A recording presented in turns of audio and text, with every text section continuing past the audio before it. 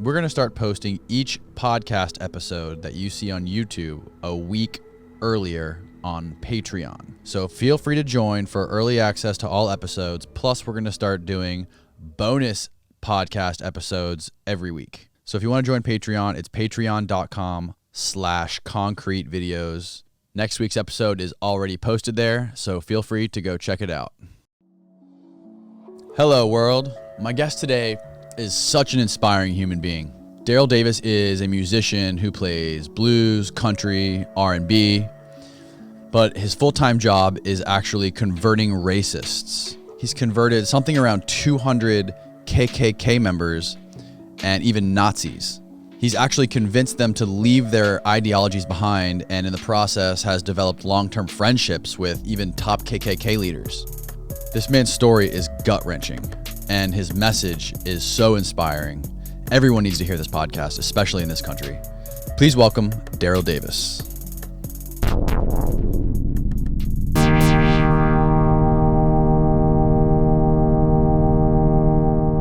All right, Mr. Davis.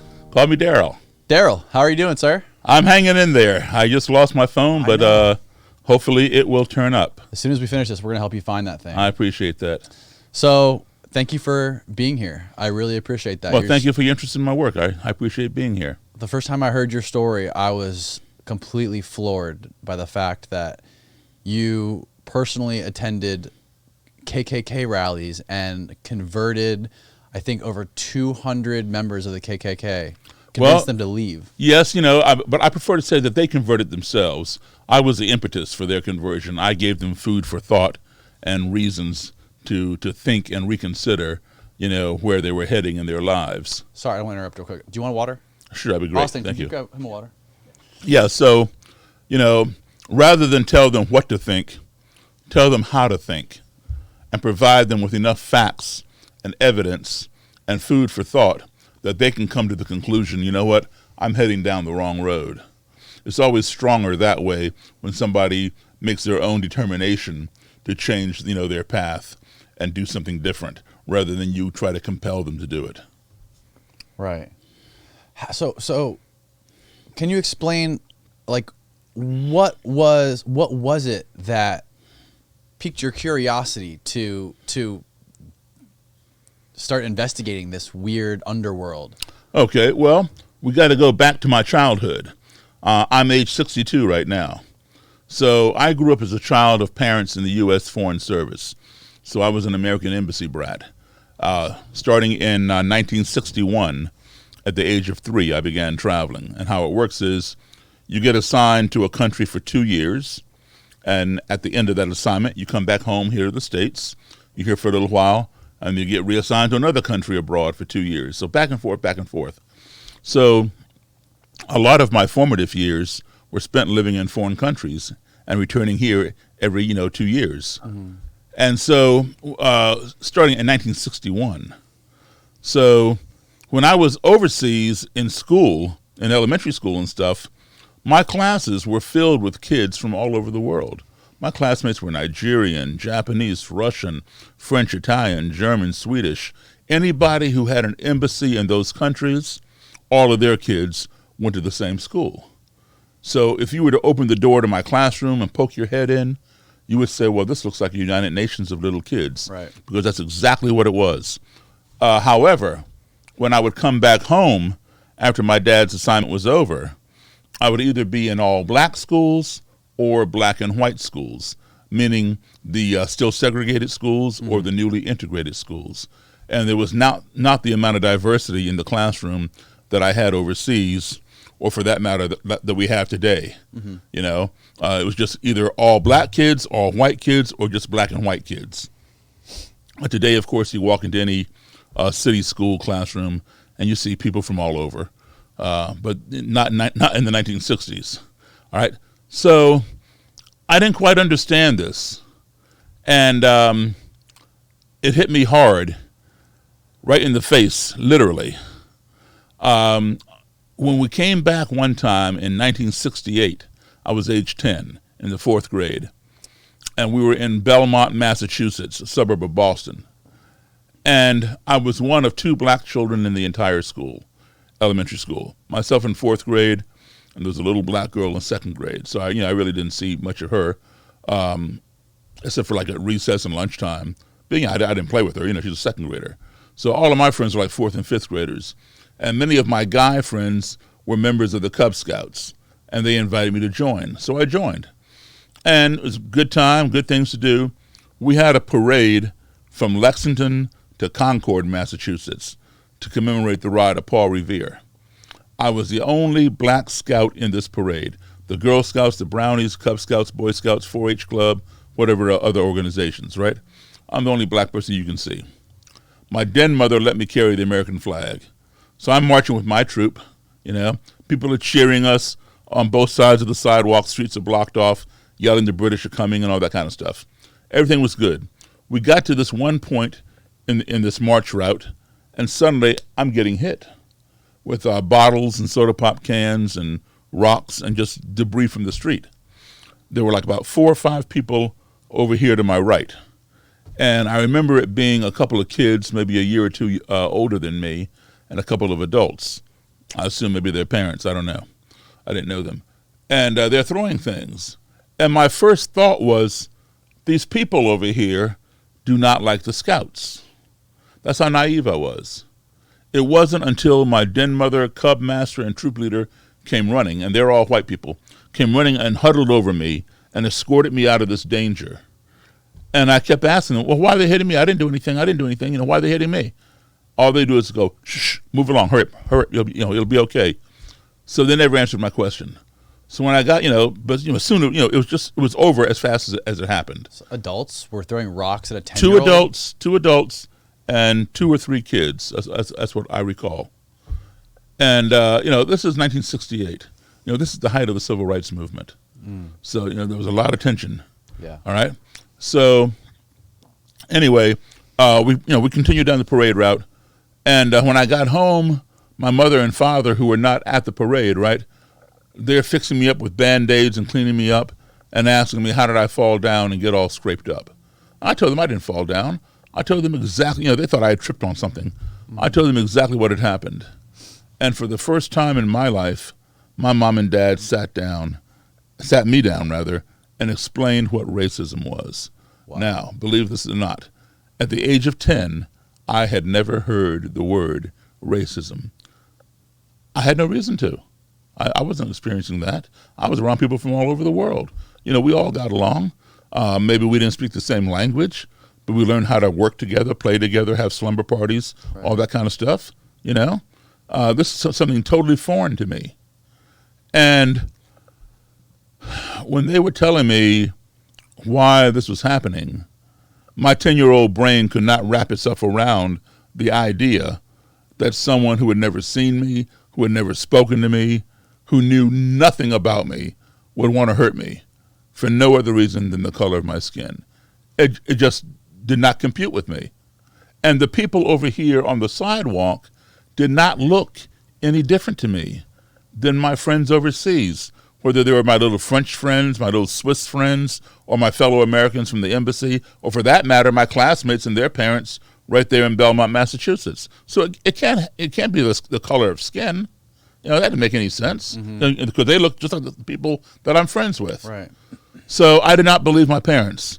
I thought for whatever reason, they were not telling me the truth. There had to be a reason they weren't telling me the truth, but I would find out later on, but they were lying to me for some reason. That was my perception. And a month and a half later, almost 2 months later, April the 4th, that same year, 1968, Martin Luther King was assassinated. And I remember it very clearly. Every single city in this country burned to the ground, just like we saw in this country a few months ago after George Floyd. Right? It was, I'd never seen anything like it. And I was 10 years old, And I then realized that this phenomenon that I just learned about, this word called racism, it does exist. My parents had not lied to me, so that was an awakening, So now I accepted that this thing, racism, does exist, but I didn't know why.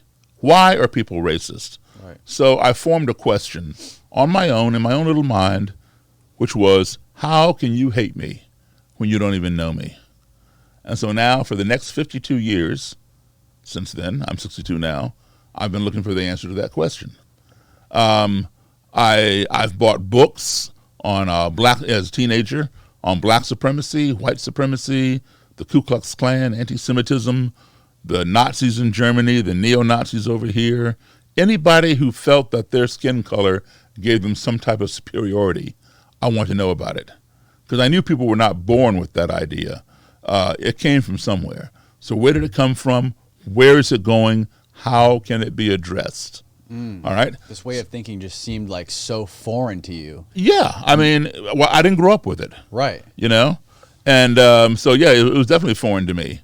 And I just couldn't get my head around it. Well, none of my books answered the question. They all talked about racism, but they didn't tell me why people are like that, right? So then, back overseas again, I'm, back to what I call normalcy. People from all over the place, we all got along. So I come back over here, and 10th grade, we had a class. I was in Rockville, Maryland, which is about 30 minutes outside of D.C. So we had a class called the POTC, which stood for Problems of the 20th Century. And it's 1974, and I was a sophomore, but I was taking it as a high school senior. I'm sorry, it was a senior class, but I was taking it as a sophomore, 10th grader. And our teacher, we had a phenomenal teacher. He was always bringing in these controversial type people to address the class, and we could ask questions and stuff. Well, on this day, he had the head of the American Nazi Party come to our school. Now, understand, you would never even, you couldn't even wrap your head around that today, okay? But this is 1970s. Things were different. Jesus. Yeah. Okay, now, the founder and the original head of the American Nazi Party was a fellow named George Lincoln Rockwell. And just by coincidence, I had his daughter as one of my teachers a long time ago. But she renounced her father. She wanted nothing to do with him. She didn't even let you know that was her dad, but it was. What would the head of the American Nazi Society say to a group of 10th graders? I'm going to tell you. Well, mostly seniors. But George Lincoln Rockwell, he was the founder and the original head. Vehement anti-Semite and racist. He was always getting into it with Martin Luther King. And he was murdered by one of his own Nazis. They got into an argument on the sidewalk outside his headquarters, and the guy shot him to death right there on the sidewalk. So anyway, his right-hand guy was a guy named Matt Cole, Koehl. And Matt Cole and his right-hand guy took over, Martin Kerr. So they came to my school that day. And, they're espousing all these views of white supremacy. And I'm just sitting there listening to him. And I'd never heard an adult talk like this before. And there was another black guy in the class. I mean, there were more blacks in the school, but just two of us in this particular class. And Matt Cole pointed at me and pointed at my friend, and he said, "We're going to ship you back to Africa." And then he went like this, "And all you Jews out there, you're going back to Israel." Now, I just sat there staring at this guy. He wasn't scaring me, but I was like thinking, who gives this guy the right to make these arrangements for me, And I didn't challenge him because you got to understand, my generation, we were raised to have respect for your elders. Anybody who's older than you is your elder, whether it's the postman, the policeman, your neighbor, the librarian, whatever. If they're older than you, they're your elder. You respect them. You don't have to accept what they say, but you respect them. So I didn't challenge him. I just sat there looking at him, and somebody piped up in my class and said, "What happens if they don't go, or if they don't want to go?" And Matt Cole says they have no choice. If they do not leave voluntarily, they will be exterminated in the upcoming race war. Now, that was the first time I ever heard the term race war. I've heard it 1,000 times since then, but that was the first time I ever heard it. I'm thinking to myself, what is this man talking about? Civil War? I mean, that was over 1865, And he went on to say that your uniform, the color of your skin will be your uniform. Jesus. Yeah. So then later that day, I was standing beside my locker, and Matt Cole and Martin Kerr were leaving the school. They'd hung around for a couple other POTC classes. So they come down the hallway, and I'm standing there. It's just me and those two and the Nazis in the hallway. Right. And they didn't say anything to me, but they paused right in front of me and like sneered at me, leered at me, and then they started laughing, and they went on past me and on out the door, right? So I graduated 2 years later as a senior, and I went to Howard University and got my degree in music. Music became my profession, but studying race relations on my own became my obsession. And these two guys have propelled me into that, to really, dig into it a lot more. What was that feeling like, being so young and being treated like that by two grown-ass adults?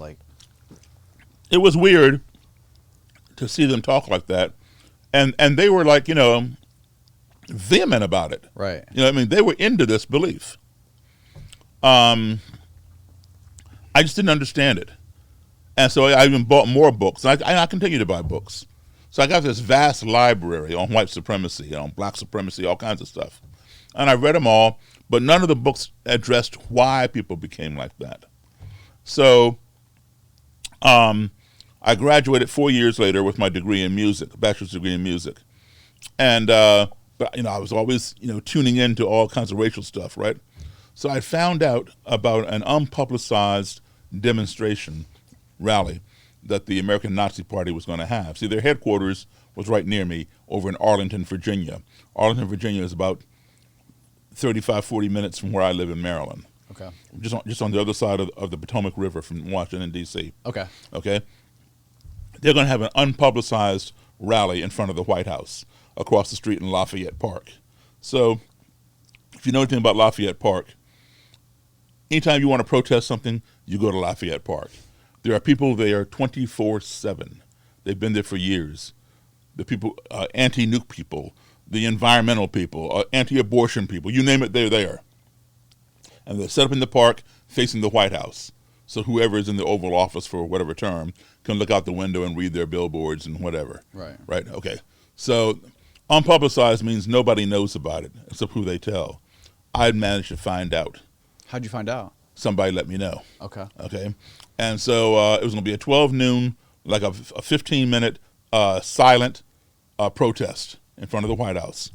So now back then you could drive your car up and down the 1600 block of Pennsylvania Avenue, which is where the White House is located. Today you can't do that anymore. Only law enforcement vehicles and pedestrians. You can walk up and down there, but you can't drive because people have tried to ram the gates of the White House, right? So they put up concrete pylons and stuff, that fold down into the street with a remote control, so cop cars can come through there. So anyway, back then you could drive there. So I went down there. I parked my car caddy corner to the White House, and I waited. And sure enough, right up, just before noon, this van comes, and about 13, 15 of these guys get out. Now this is 8 years later, 1982. Okay, I saw them in 1974. All right, so they get out. There's Matt Cole and Martin Kerr, the same two dudes, because they're still the head of the party. Right. Right. So they're lining up their little Nazis on the sidewalk. Now, there's nothing that indicated that they were Nazis. You wouldn't know it unless you knew in advance, right? They didn't wear Gestapo uniforms or fly swastikas. They're all in dark black suits, and they're standing there like this, facing the White House, right? It's noontime, so it's lunchtime. People are like walking back and forth, not paying any attention because there are other protesters in the park too. So, but nobody knew who these people were. They're just standing there facing the White House. The White House knew who they were. So anyway, I waited for them to get all lined up. I got out of my car. I felt the need to confront Matt Cole because when I was 15, I did not confront him. And like I told you, I was a child. He was an adult. He was my elder. So now I needed to confront him.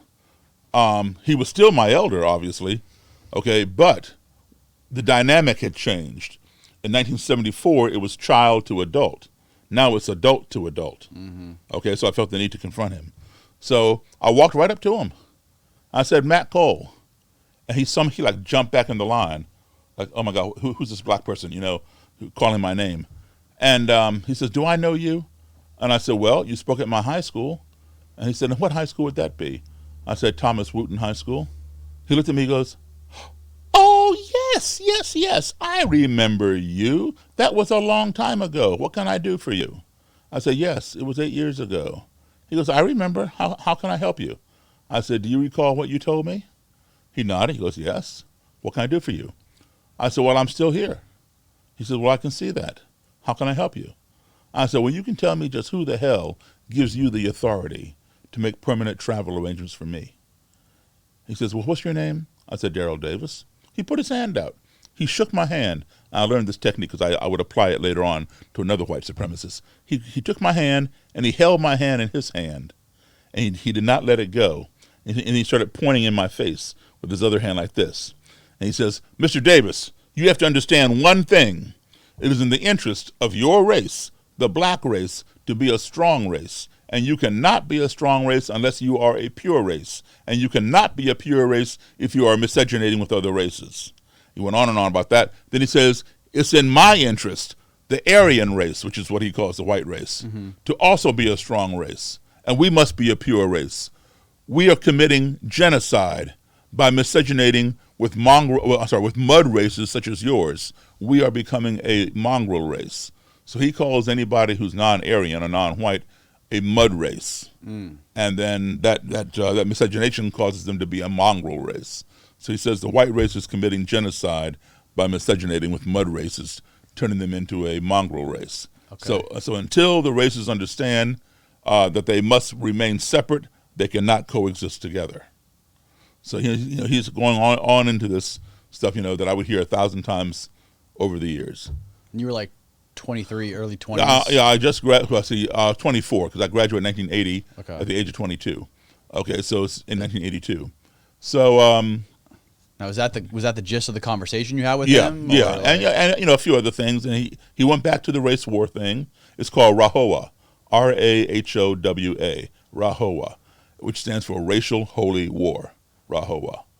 And that's the white supremacist term for the race war. And they've added a new term now, the Boogaloo. Same thing, Boogaloo or RAHOWA means the race war. Okay. So anyway, we talked about that. And, I thanked him for his time. And I wasn't there to beat him up. Yeah. You have a great voice. I want to make sure they can hear it. Oh, thank you. Yeah, I wasn't there to beat him up. I was just there to try to, understand. I'm trying to learn from this guy. I'm not buying into it. I'm just trying to learn where this comes from. So I thanked him, shook his hand again, and I left. Well, a few months later, they had a publicized rally. They publicized it like about 3 months in advance. This is going to be the American Nazi Party Recruitment Rally, the National Recruitment Rally. So they have Nazis from all over the country come and gather, right, to recruit. Now, they have like swastikas? Now they have the swastikas, okay? Jesus. Because the first one was unpublicized. There were no police there or anything like that. Had it been publicized, protesters would have come and beat the crap out of them. All right? So this one was publicized. Even months in advance, people were like writing letters to D.C. mayor, don't give them a permit, blah, blah, blah, on and on and on. But, you have to give them a permit. They have the right to freedom of speech and freedom of assembly and all that kind of thing, just like anybody else does. So they come this time, they got police protection because there were probably about 50 of them. My secretary and I went down there to this thing. You couldn't get close to them. The police had formed a human ring circle around them, all right? And with their shields and their batons like this, there were no less than about 10,000 protesters for these like maybe 50 Nazis. And Matt Cole comes with Martin Kerr, and they all are now wearing their Gestapo uniforms, flying swastikas, going Sieg Heil, Hi Hitler, White Power. They're taunting the crowd. So people came with bricks and baseball bats and chains, and they rushed the police, and the police are like pushing them back. So then they began taking their projectiles and throwing them over the heads of the police to land on one of the Nazis, in the circle. Right. And so the police put up the tear gas, began tear gassing everybody, and it became mayhem. My secretary and I were just standing there, and the police beat us with their nightsticks just for standing there. It became hysterical. I mean, it got out of control. I said, come on, let's get out of here. So we left, and back then you only had NBC, CBS, and ABC. There was no cable. And we were watching the news. Now, people were like turning over police cars, bashing out the windows, kicking out the lights, setting buildings on fire, the whole 9 yards. So we're watching our local NBC affiliate for the news, and there's Matt Cole in the studio. Yeah, and he's saying, and they're showing footage of all the mayhem. We even saw ourselves walking by. And he goes, you see, it's the blacks and the Jews who are denying us our right to freedom of assembly, denying us our right to freedom of speech. You don't see any Nazis turning over police cars and setting fires. It's the blacks and the Jews. This country is run by ZOG, Z-O-G, ZOG. What does that stand for? It's an acronym for Zionist Occupied Government. That's their big word. All right? So it means everything is run by the Jews. So they blame the Jews for everything. And black people are the pawns of the Jews, because black people are not as smart as the Jews in their minds. We're dangerous, but we're not as smart as the Jews, so they're more dangerous. So they call it ZOG. Mm-hmm. Okay, so anyway, I'm listening to him, and I realize this guy's pretty smart. He's shrewd, but he's smart. Because I couldn't figure out why on earth would he have his national recruitment rally in Washington, D.C. Washington, D.C. is 2/3 black. The nickname for Washington, D.C. is Chocolate City. Okay? Washington, D.C. is 2/3 black. There are no black people in D.C. that want to be recruited into the Nazi Party. Want publicity? Huh? Well, I'll tell you, and certainly there are no Jews in D.C. or anywhere else that want to join the American Nazi Party. So why would he do it there? I got it. Because he knew this would happen. He knew this would happen. And it would further his cause. He would have official news footage of blacks and Jews wreaking havoc, turning over police cars, bashing out stuff, destroying the city. He would take that NBC, CBS, ABC news footage, go out to the Pacific Northwest, Idaho, Montana, Washington State, Oregon, right? And say, look, you see what's going on in our nation's capital? The blacks and the Jews are taking over. ZOG is taking over our country. Come join us. We're going to take our country back. And that works. They see that, and they come and join. It's a recruitment tool. All right? Because, if nobody rioted, it wouldn't do any good. Right. Okay, so. That brought the news cameras out. Exactly. So that was that. Then country music had made a resurgence in our country. Country music had gone away for a little while, or gone underground, wasn't as popular, but now it came back. There was a movie called Urban Cowboy with John Travolta and this mechanical bull and all these country line dances, Cotton Eye Joe and all this other stuff, two-step stuff. So it was a major hit, and so all the bars that were playing top 40 and disco and whatever else was popular at the time switched over the format to country. And so a lot of bands began playing country. So, if you wanted to work full-time, you played country. So I'm a full-time musician. I want to work. So I joined a country band. And I was the only black guy in the band, and usually one of the few black guys who would be in the clubs, where we would play. You play piano or keyboard? Piano, yeah. Okay. Mm-hmm. And the band was established in the area. They'd been around for a while. I'd met them recently, and I joined. And so we played at a place called the Silver Dollar Lounge, which is in a town called Frederick, Maryland, which is about an hour outside of D.C. And the Silver Dollar Lounge was an all-white bar, not meaning that black people or anybody else couldn't go in. But black people were not welcome there, so they did not go in. And it's not a good idea to go somewhere when you're not welcome and alcohol is being served. It's not a good combination. So here I was in the Silver Dollar Lounge with this band. Now, they'd played there before. I'd never been there. So we came off the bandstand after the first set and take a break, and I'm walking to go sit at the band table, and I felt some guy from behind put his arm around my shoulder. Now, I don't know anybody in this joint, right? And I see the whole band up ahead of me. So who is this person touching me? I turn around to see. It's a white guy, a little bit older than me. Well, a good, I'd say maybe 15 years older than me. And he says, man, I sure enjoy your all's music. I said, thank you. I shook his hand. I said, I appreciate that. And he pointed at the stage, and he says, I've seen this here band before, but I ain't never seen you. Where'd you come from? And I explained, I just joined the band, but yes, he probably did see them because they told me, they played here before. And it was an all-white band. And he says, well, man, I sure like your piano playing. This is the first time I ever heard a black man play piano like Jerry Lee Lewis. And, I wasn't offended, but I was rather surprised that this guy, being as old as he was, did not know the origin of Jerry Lee Lewis's style of piano playing. Right. And I wasn't trying to be facetious, but I said, well, where do you think Jerry Lee Lewis learned how to play? He says, what are you talking about? I said, Jerry Lee learned it from the same place I did, from black, blues, and boogie-woogie piano players. That's where rockabilly and rock and roll came from. Right. Oh, no. Jerry Lee invented that. I ain't never seen no black man play like that. Yeah, he invented it. Yeah, he invented it. Right, exactly. And so I assured the guy, this wasn't the case. I said, look, man, I know Jerry Lee Lewis. Jerry Lee is a good friend of mine. I said, he's told me himself where he learned how to play. Guy didn't believe I knew Jerry Lee. He didn't believe Jerry Lee learned anything from black people. But he was fascinated enough with me that he wanted to buy me a drink. He wanted me to go back to his table. Now, I don't drink alcohol, but I went back to his table. I ordered a cranberry juice. He pays the waitress. He takes his glass, and he clinks my glass and cheers me. And then he says, this is the first time I ever sat down and had a drink with a black man. And now I'm like totally mystified because, again, I was not offended, but I'm just curious because that was not my world. In my world, at that point in my life, I had sat down literally with thousands of white people or anybody else and had a meal, a beverage, a conversation. How is it this guy who's older than me, has been around longer than I have, had never sat down with a black guy before? So now I'm genuinely curious.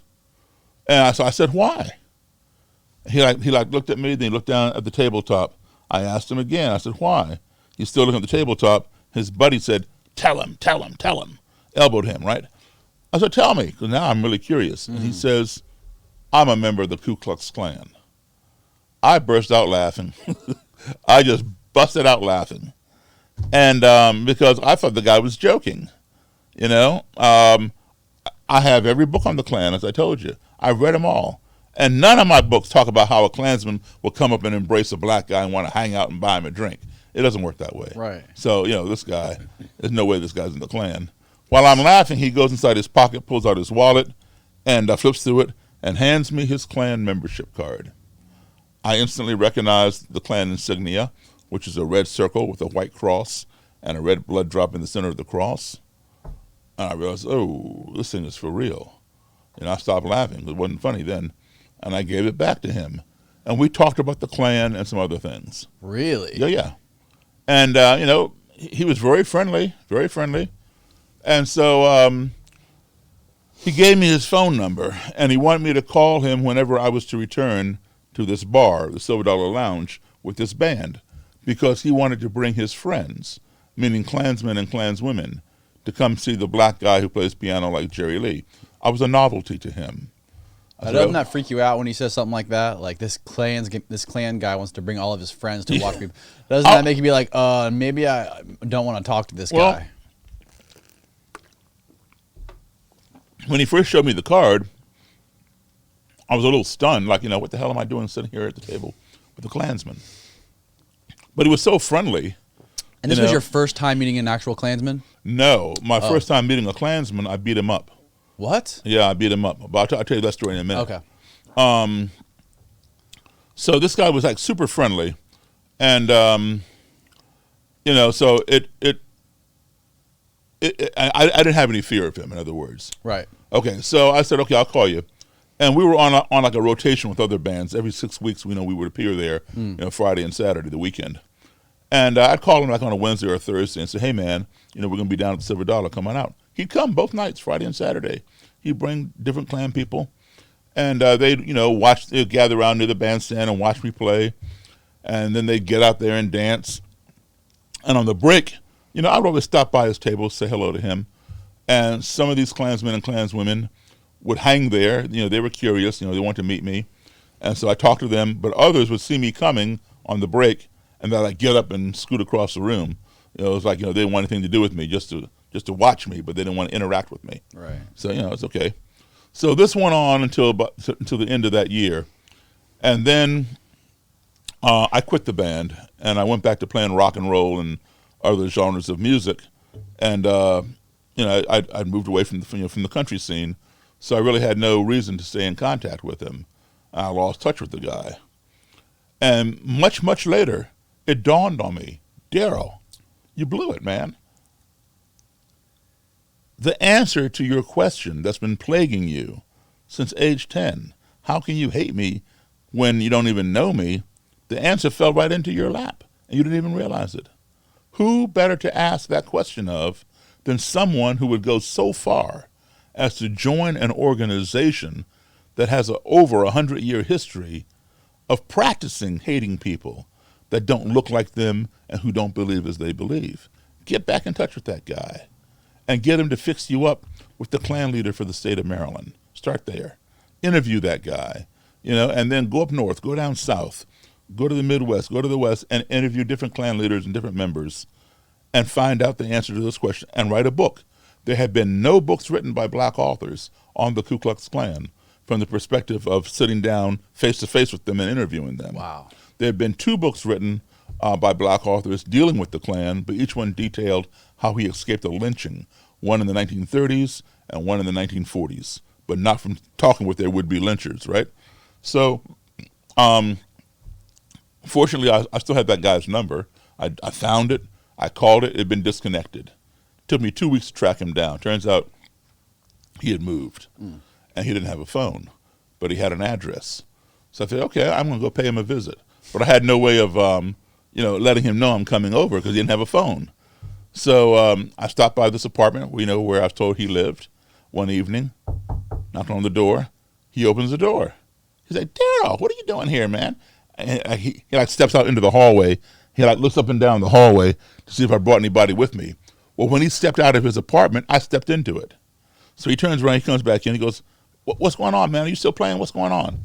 I said, yeah, I'm still playing. I said, but I need to talk to you about the Klan. He says, the Klan? I said, yeah, you remember, right?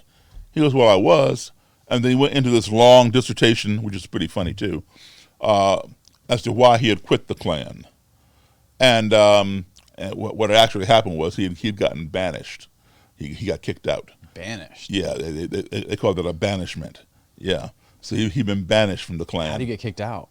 I'll tell you that in a second too. It's pretty funny. But he said that he quit, because that he came to find out that they didn't believe in the true Christian things that he believes in. But actually, he got banished.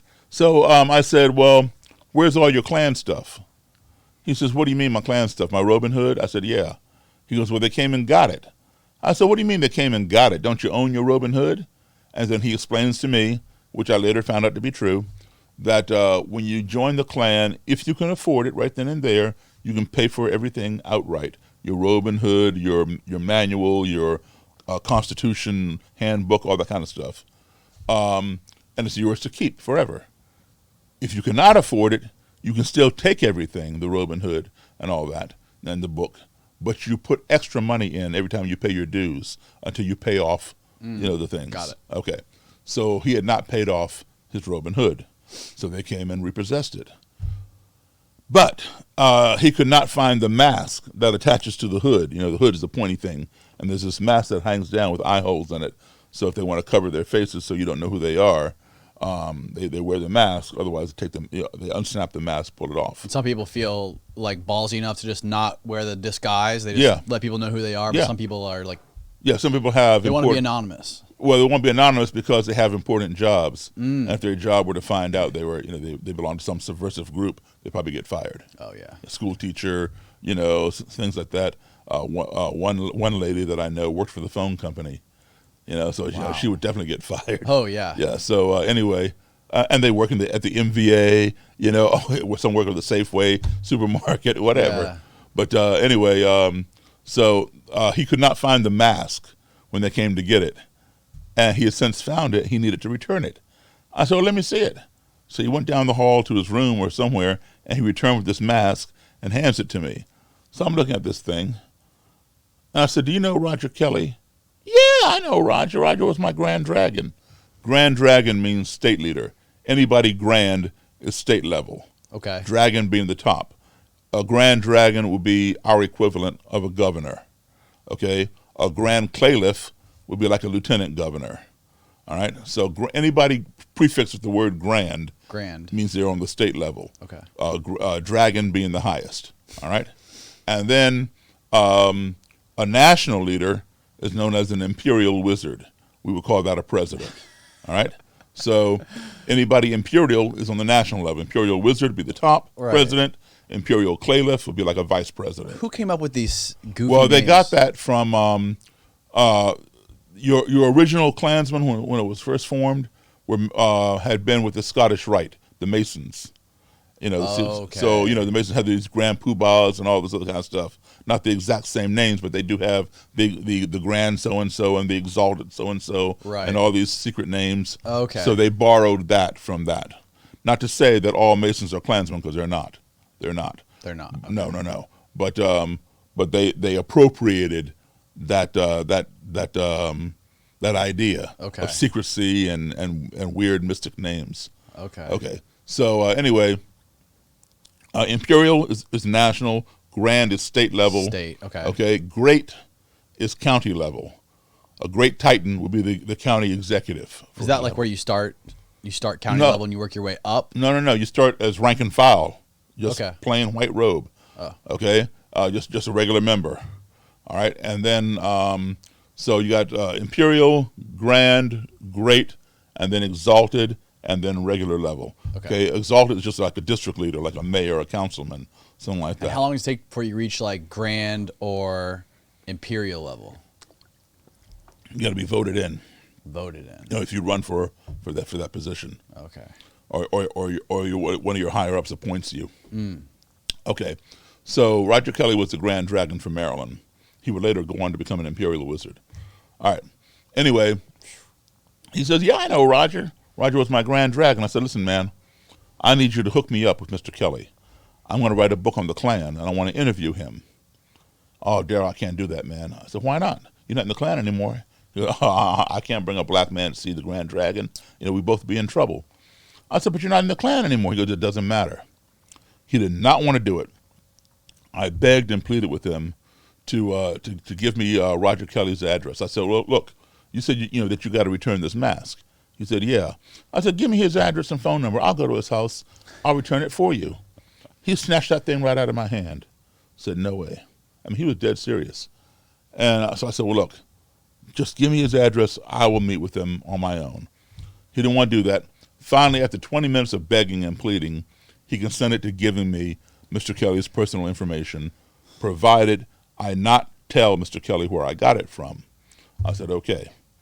So then he told me about this bar up in Thurmont, Maryland. Now, you know Thurmont, Maryland, because it's the home of Camp David, the presidential retreat. Okay. It was also one of the headquarters for the Klan. It's just a little tiny town right outside of Frederick. And it's still in Frederick County. And anyway. Is the national headquarters? No, it was the Maryland headquarters for that faction. And so anyway, he says that, there's a bar there. It's a Klan bar. Not meaning that the Klan owns it, but they hang out there. And they gather there every Saturday night, unless they're out of town rallying somewhere, something like that. They'll be there. He says, when you first walk in, now the Klan doesn't own it, just hang out there. He describes it to me.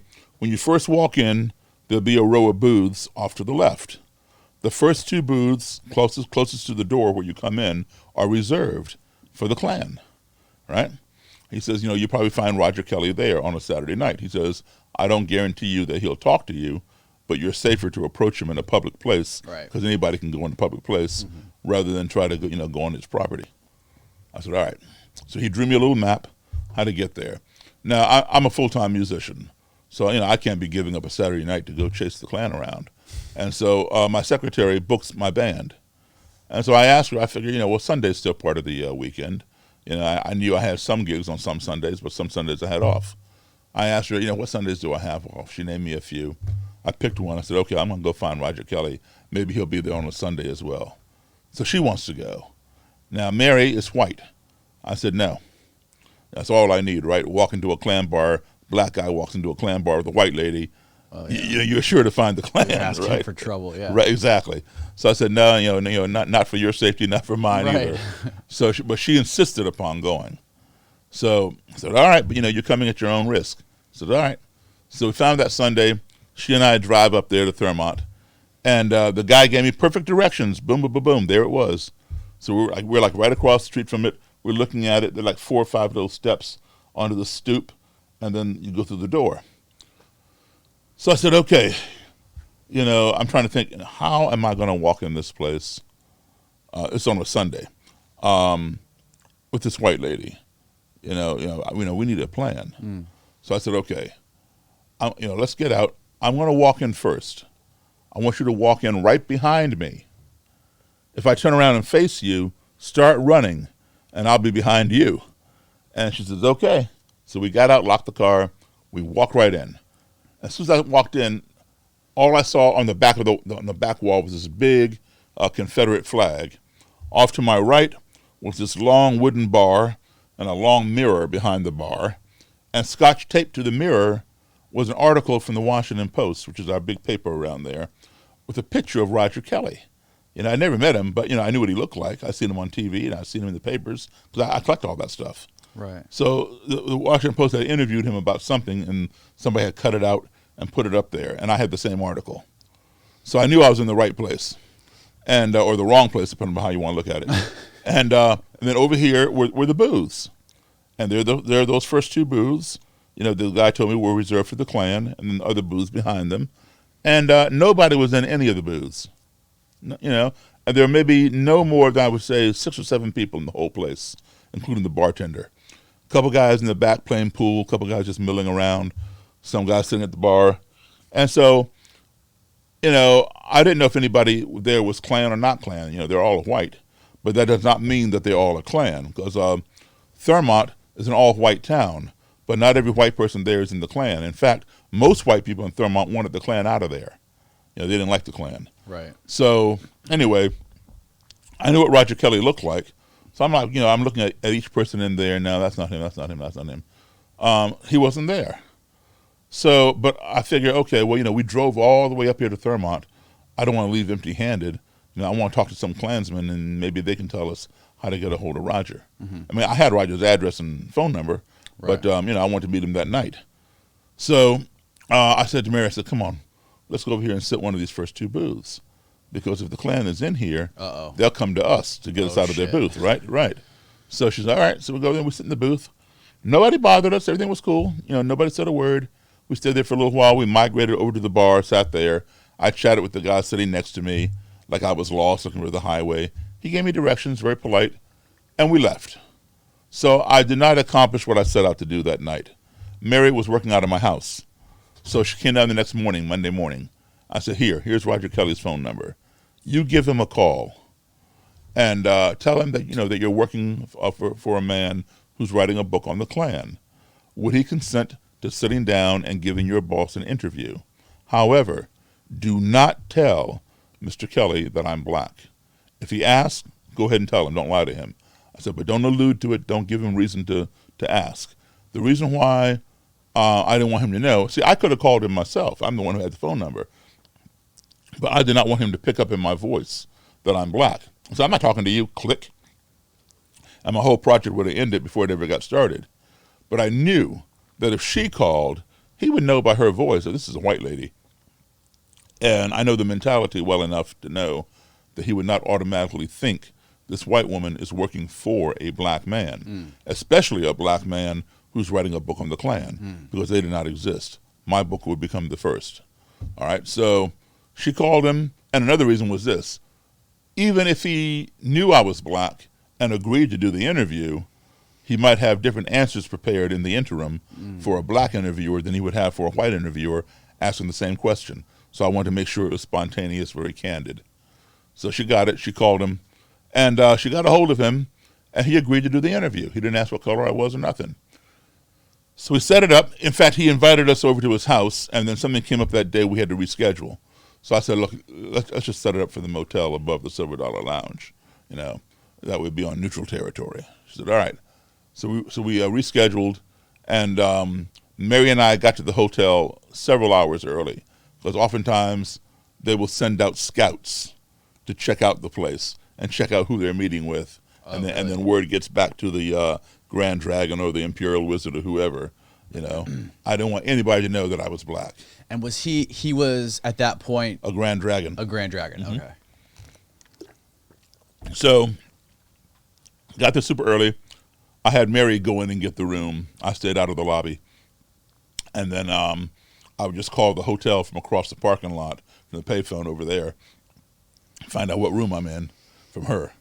And then I just go through the outside, up the stairs to the room. So we did that.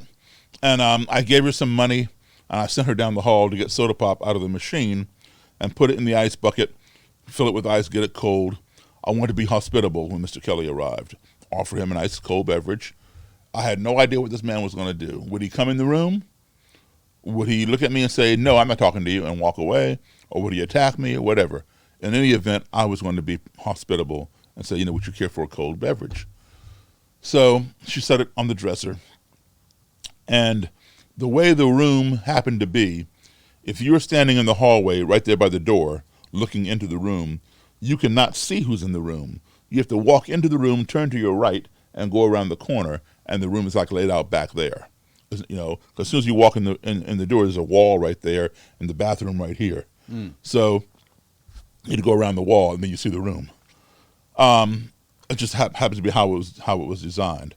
So I took advantage of that. I took the little lamp table, and took the lamp off, and put it over here in the far corner of the room. Lamp table, no bigger than that thing. Okay? Right. And because, they don't have big tables in hotel rooms, right? Just like that. Yeah. I put a chair on one side and a chair on the other side, one for me, one for him. And I'm in the most obscure corner of the room, so you don't see me until you come halfway into my room. And I had a black canvas bag by my chair in which I had a cassette recorder. I put it in the middle of the table, all in hopes that he would come in the room and he would allow me to record our interview. And I had some blank cassettes, and I had a copy of the Bible, because the Ku Klux Klan claims to be a Christian organization. They claim that the Bible preaches racial separation. Now, in my reading of the Bible, I've never seen that in there. So I wanted to be able to, pull out my Bible and say, here, Mr. Kelly, please, show me chapter and verse where it says blacks and whites must be separate. So I'm all prepared, right? Right on time, 5:15 was the time. Mary hops up and runs around the corner to open the door. I'm seated at my table where you can't see me until you come in the room. She opens the door, and in walks the Grand Nighthawk. Nighthawk means bodyguard, security. So a Grand Night, I'll teach you all the names. That's hilarious. A Grand Nighthawk is the bodyguard to the Grand Dragon. An Imperial Nighthawk would be the bodyguard to the Imperial Wizard. Okay. So in walks this Grand Nighthawk. He's wearing military camouflage with that Ku Klux Klan patch right here, that red circle, white cross, blood drop. Over here are the letters KKK. And embroidered on his beret said Knights of the Ku Klux Klan. And he has a semi-automatic handgun in his holster right here. He comes in, and Mr. Kelly is walking directly behind him in a dark blue suit and tie and carrying a briefcase. Well, the Nighthawk turned the corner and saw me and just froze, stopped dead in his tracks. And Mr. Kelly did not realize that his guy had stopped short and slammed into his back and knocked him forward. So now they both are stumbling around trying to, regain their balance. And they're like looking all around the room, in the bathroom, and I'm just sitting there at the table, like, looking at them. They think they're being set up. Yeah, I could read their faces. They were thinking, did we misunderstand the room number from the desk clerk? Or is this an ambush? And so I realized that apprehension. So I stood up and I displayed my palms, in order to say, I don't have anything on me, And I walked forward. I said, hi, Mr. Kelly, I'm Daryl Davis. And he shook my hand. And the Nighthawk shook my hand. I said, come on in, please, come on in. They came in. I said, have a seat, Mr. Kelly. And he sat down, and the Nighthawk stood at attention to his right. And before I could sit down, Mr. Kelly says, Mr. Davis, do you have any form of identification? I said, sure. I gave him my driver's license. He goes, oh, you live on such and such street in Silver Spring. Well, now that had me concerned. Why is he looking at my street address? Is he going to come burn a cross on my lawn or what? All he needs to do is look at my picture, look at my name, match it up to me, and give me back my license. Here he is reciting my street, right? I wasn't quite sure how to handle that, and because that had unnerved me a little bit. He was trying to threaten you or something. Well, I didn't know. Why is he calling off my street? And so I said to him, I said, yes, Mr. Kelly. I said, that is where I live. I said, and you live at, and I named his house number and his street. That way he knew that I knew where he lived too. Whoa. So I'm leveling the playing field. Yep. If you come visit me, I'm going to come visit you. So he smiled, he nodded his head like he understood. Now, I did not find out that day. It was many, many months later that I had been presumptuous. I had no reason to fear Mr. Kelly coming to my house. Right. What it was one of his members, I didn't even know this at the time, one of his members lived right down the road from me. And Mr. Kelly would have to travel down my street because my street goes through my neighborhood and goes 2 neighborhoods over where this other guy lived. So Mr. Kelly recognized my street, that's all. So it's a long street that runs down there. Wow. So and he lives like an hour and a half from me, Mr. Kelly does. But he has members all around, Is he still alive? Mr. Kelly? Yeah. Yeah. Oh, okay. Yeah. So anyway, he recognized the street name. Now today that same member is in a federal prison. He is there for a long time for committing a hate crime. So that would happen later. Anyway, we got on with this interview. And he would make statements that were biblical or whatever. If when he did, I'd reach down and pull out my Bible to make him prove it. And if my cassette ran out of tape, I'd reach down and get a fresh cassette. Every time I reached like this, the Nighthawk reached like this. And but that's his job. He has no idea what's in my bag. He doesn't know me. I'm the enemy. And so every time you reach down to grab a cassette out of your bag, he's reaching up. He'd reach up for his gun. Yeah. Now, he never pulled it, but he put his hand on the butt of the gun. Okay. Right? So he's doing his job. I mean, that's his job, to protect his boss. He doesn't know me. He has no idea what's in my bag. Well, after a while or so, he realized, there was nothing threatening in the bag, and he relaxed. Okay. And I went in and out of the bag. He didn't move. All right? A little over an hour into this interview, we were just talking like you and I are right now, and out of nowhere, this random noise happened. It was very short but very fast. I got, shh. That was it. That was it. And, I flew out of my chair, and I hit the table. And we all jumped. But it happened so fast and was so short that my ear could not discern what it was. But I knew that Mr. Kelly had made the noise. And how did I know that? Because I didn't make it. So process of elimination. If I didn't do it, he had to have done it. Right? And because I couldn't figure out what it was, I perceived it to be an ominous, threatening noise. And understand, the tension. I'm a black guy. He's the head of the Klan. And we're sitting here in this room. I've already been told by some former Klansman, he would kill me, not to fool with him. So, I'm on high alert. And now he's making some weird noise for no reason.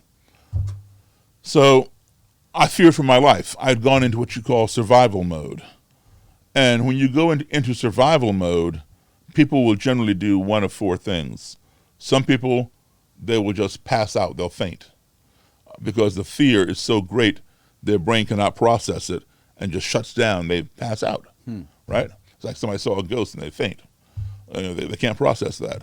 Another thing people will do is their muscles will tighten up and they'll constrict, and they can't move. They're like this. You ever seen anybody get into a fight and they curl up into a fetal ball, and people can be hitting them and kicking them, and they're not even deflecting the blows. They're like this because their muscles have become paralyzed. That's called paralysis by fear. They just constrict. I don't do that either. The third thing that people will have an option to do is to run away, which is the best option. It's the option that I would have taken had it been available. As quickly as you can, separate yourself from the source of the fear. All right? Run away. Or put as much distance between yourself and the fear as you can, as quickly as you can.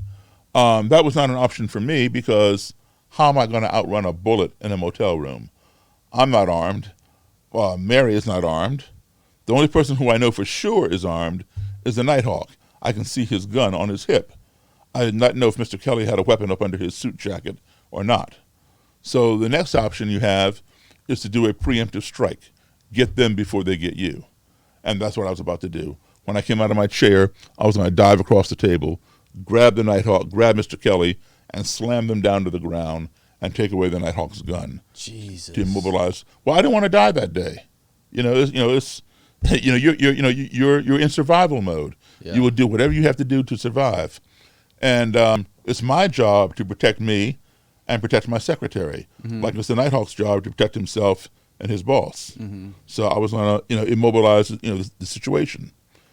But when I hit the table, I was looking right into Mr. Kelly's eyes, and I didn't say a word to him, but my eyes were speaking loud and clear. My eyes were saying to him, and I knew he could read my eyes, were saying to him, "What did you just do?" But the thing was, his eyes had fixated on mine, and I could read his eyes too. And his eyes were saying to me, "What did you just do?" And the Nighthawk, he's standing there like this, looking back and forth between both of us like, "What did either one of y'all just do?" Right? So Mary was sitting to my left on top of the dresser because there were no more chairs. And she realized what had happened, and she began explaining it when it happened again. The ice in the ice bucket had begun melting, and the cans of soda were shifting down the ice. Oh, my God. That was it. How ridiculous is that? Somebody almost got shot over a damn ice cube. Seriously. That's how crazy it was, The all right? tension was that thick It was in the that room thick. the whole Yeah. time, even Yeah. after an hour of Yeah. talking. Yeah. And because of that random noise, okay? But there was a lesson learned here. Well, I'll put it this way. It wasn't learned at that moment. It was taught at that moment, be learned later, okay? But we all began laughing when she began explaining it, Right. and we were laughing at how ignorant we all had been, which in a sense made us all human beings. Yeah, he's in the Klan, I'm a black guy, but we're human beings. We're laughing at the same stupidity and same ignorance that we all experience. We all experience fear. We all experience that ignorance, and we all experience laughter, all in the same moments, right? So we humanize one another in that sense. So the lesson taught is this: ignorance breeds fear. All right, all because some foreign, and underscore, highlight, circle the word foreign, entity of which we were ignorant, that being the bucket of ice, cans of soda, had entered into our little comfort zone via the noise that it made. We became fearful of each other. Okay, we knew the bucket was over there, but we'd long forgotten about it. Right. So we were ignorant to it, and it made its presence known by making some weird noise, that we didn't understand. So ignorance breeds fear. We fear those things we don't understand, and we didn't understand what that noise was, so we feared it. If you don't keep that fear in check, that fear will escalate and breed hatred, because we hate the things that frighten us. If you don't keep that hatred in check, that will escalate into anger and then breed destruction. We want to destroy the things that we get angry about and hate. And why do we hate them? Because they frighten us. But guess what? At the end of the day, they may have been harmless and we were just ignorant. So ignorance breeds fear, fear breeds hatred, hatred breeds destruction. And we saw the whole chain almost unravel to completion, the last component being destruction. It stopped just short of that. Had the Nighthawk pulled out his gun and shot somebody, namely me or my secretary, doing his job, or had I pounced across the table and hurt one of them doing my job. However, you did see exactly what I'm talking about.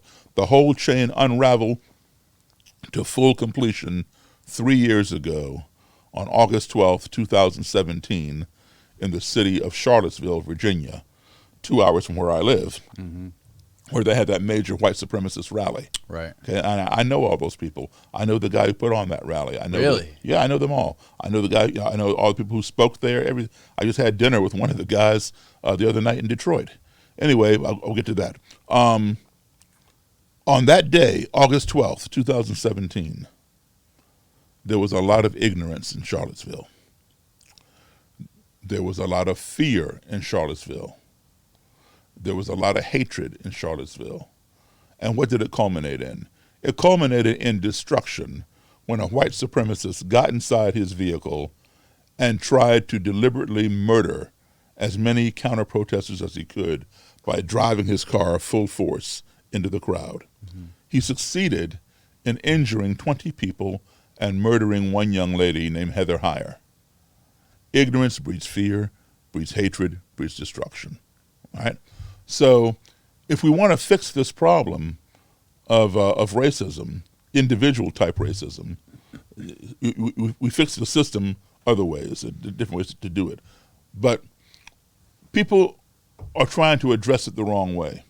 They're trying to do a top-down approach, which works in a corporate structure or departmental, like say a police department or a company, something like that, where you have management at the top and the subordinates down on the floor, out on the street at the bottom. I say like a police department. You have, your lieutenants, your captains, your colonels or whatever, chiefs up top, right? And then the officers out on the street. Or if it's a company, you have the upper echelon and the people who work the floors. Right. Okay. If the top level is tight, everybody down below is going to be tight.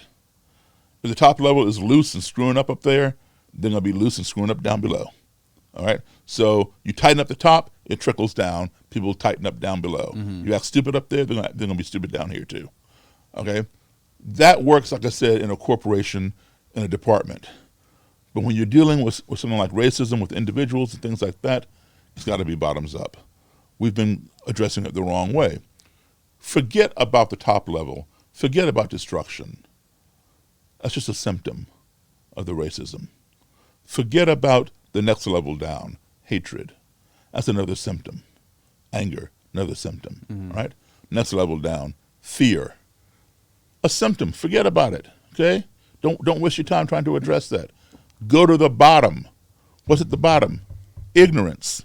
Ignorance is the root cause, all right? If you cure the ignorance, then there's nothing to fear. We fear that of which we are ignorant. We fear what we don't know. We don't fear what we do know, right? So if we cure the ignorance, then there's nothing to fear. With nothing to fear, there's nothing to hate. With nothing to hate, there's nothing to get angry about and nothing to destroy. So let's fix the ignorance. And the good thing is there is a cure for ignorance. That cure is called education and exposure. When you educate somebody as to what they don't know, then they do know. You expose them to things that they don't know, and now they do know. And they're no longer ignorant, therefore they don't fear that thing anymore. So we should focus our energy on the root cause. Like, if you have cancer in your bone, you can't rub a topical cream on top of your skin and think it's going to cure the cancer. You got to hit that thing with radiation or chemo right down to the bone, instead of put a Band-Aid on top and think it's going to fix it now. Right. So forget the symptoms. Go to the root cause. And that's where we falter. We spend way too much time in this country talking about the other person or talking at the other person or talking past the other person. Why don't we sit down and talk with the other person? That's how things change. Now, I've been doing this for 37 years. Will be 37 years next year in 2021. So 36 years now. And I can tell you, this is what works. This is how it happens. Because I've heard time and time and time again from people who have renounced that ideology and given me their robes and hoods, including Roger Kelly and different other people. After he became an imperial wizard, he was there for a while, and then he changed, and he renounced it. Like when I asked him, so go ahead, in the beginning, how can you hate, black? You don't even know them, Right. Well, Mr. Davis, black people are criminals. Y'all are prone to crime, and that is evidenced by the fact that there are more black people in prison than white people. Well, what he is saying is true. There are more black people in prison than white people. So that is true. But it's a half-truth because he's not taking into consideration the imbalance in our judicial system and also the fact that there are plenty of poor white people and poor black people in prison who could not afford proper legal, adequate legal representation, and so they take a plea deal to something they didn't even do, and now they're stuck in prison for a bunch of years, right? Right. So one's perspective is one's reality. So if you see more black people in prison than you see white people, then your perspective is, oh, well, there must be more black crime than white crime, Right. that kind of thing. All right. Then he goes on to tell me that that black people are inherently lazy. We don't want to work. We prefer to scam the government welfare system and try to get all the free handouts we can because we simply don't want to work. We're lazy. And then he says that black people are born with a smaller brain than white people. The larger the brain, the more capacity for intelligence. Mm-hmm. So black people have very low IQ because we can't help it because we're born with a smaller brain.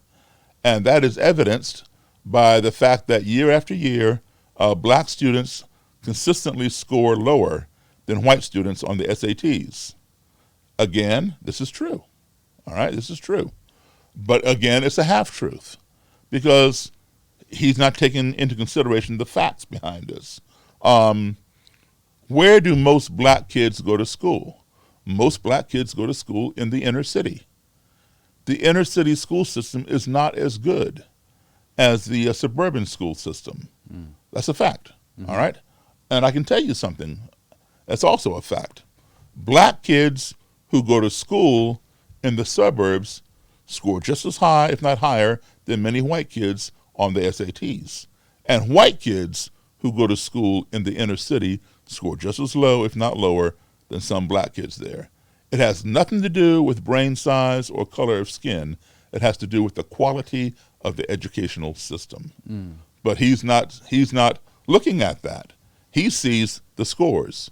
Oh, well, black kids are just dumber than white kids. That's his perspective. And one's perspective is one's reality.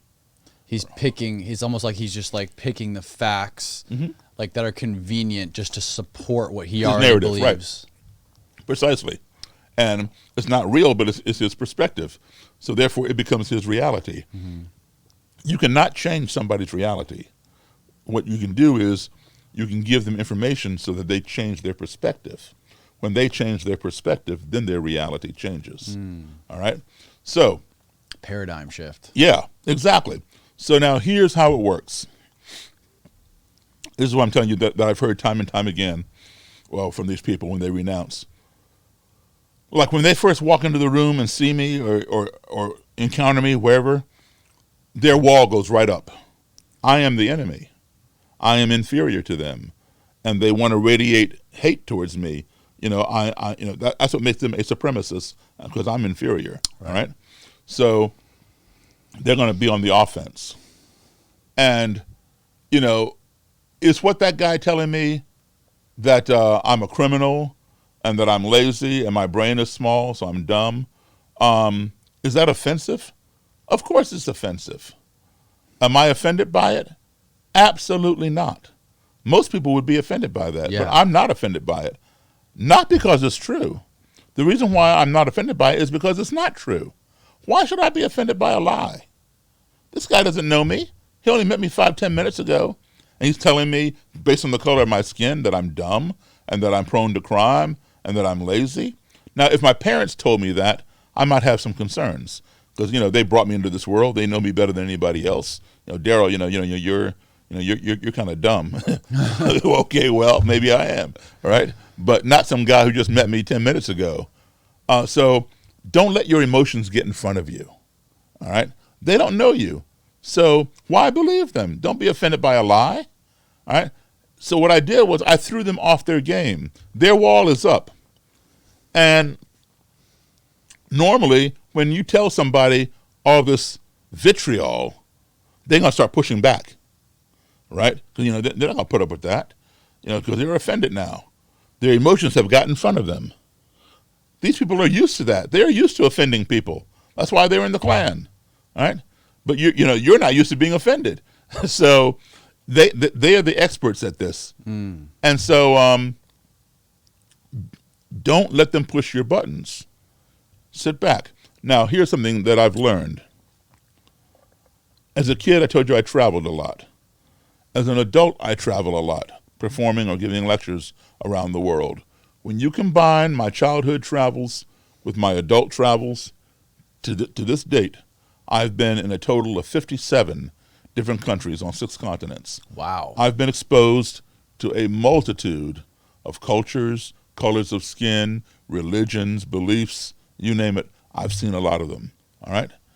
And when I come back home and I think about the people I've met, the places I've gone, the things I've seen, I conclude one thing. No matter how far I go or how close I go, whether I go right next door to Canada or this side to Mexico, or whether I go to the other side of the earth, when I get back home, I conclude one thing. Everybody I've seen, no matter how different, what language they speak, who they worship or whatnot, we all are human beings. And as such, we all want the same basic 5 things. We want to be loved. We want to be respected. We want to be heard. We want to be treated fairly. We want the same things for our family as anybody else wants for their family. As long as we understand that and keep those 5 core values there and apply them wherever we go, we can navigate any society. The Klan is just another society to me. All right? They want the same things I want, for their family. They want to be heard. They want to be respected.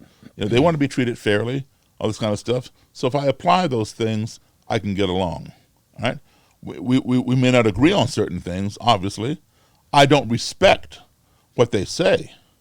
I will never respect what they say. Right. But I will respect their right to say it, because we do have the right to freedom of speech. Right. Right? So I give them that. People want to be heard. I'm allowing him to be heard.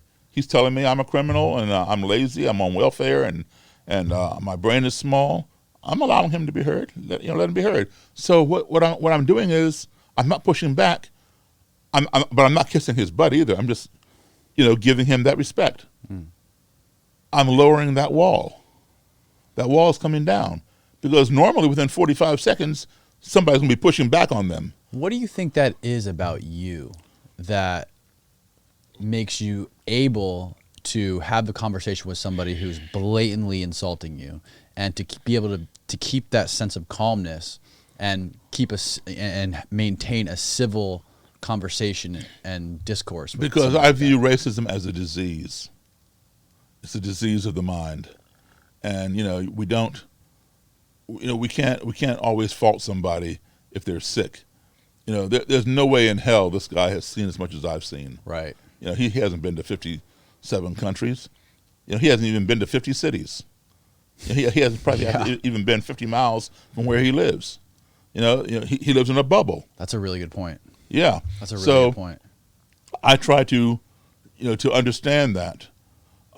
He's wrong, but I try to bring him what I've seen vicariously and realize he's not had the same exposure that I have.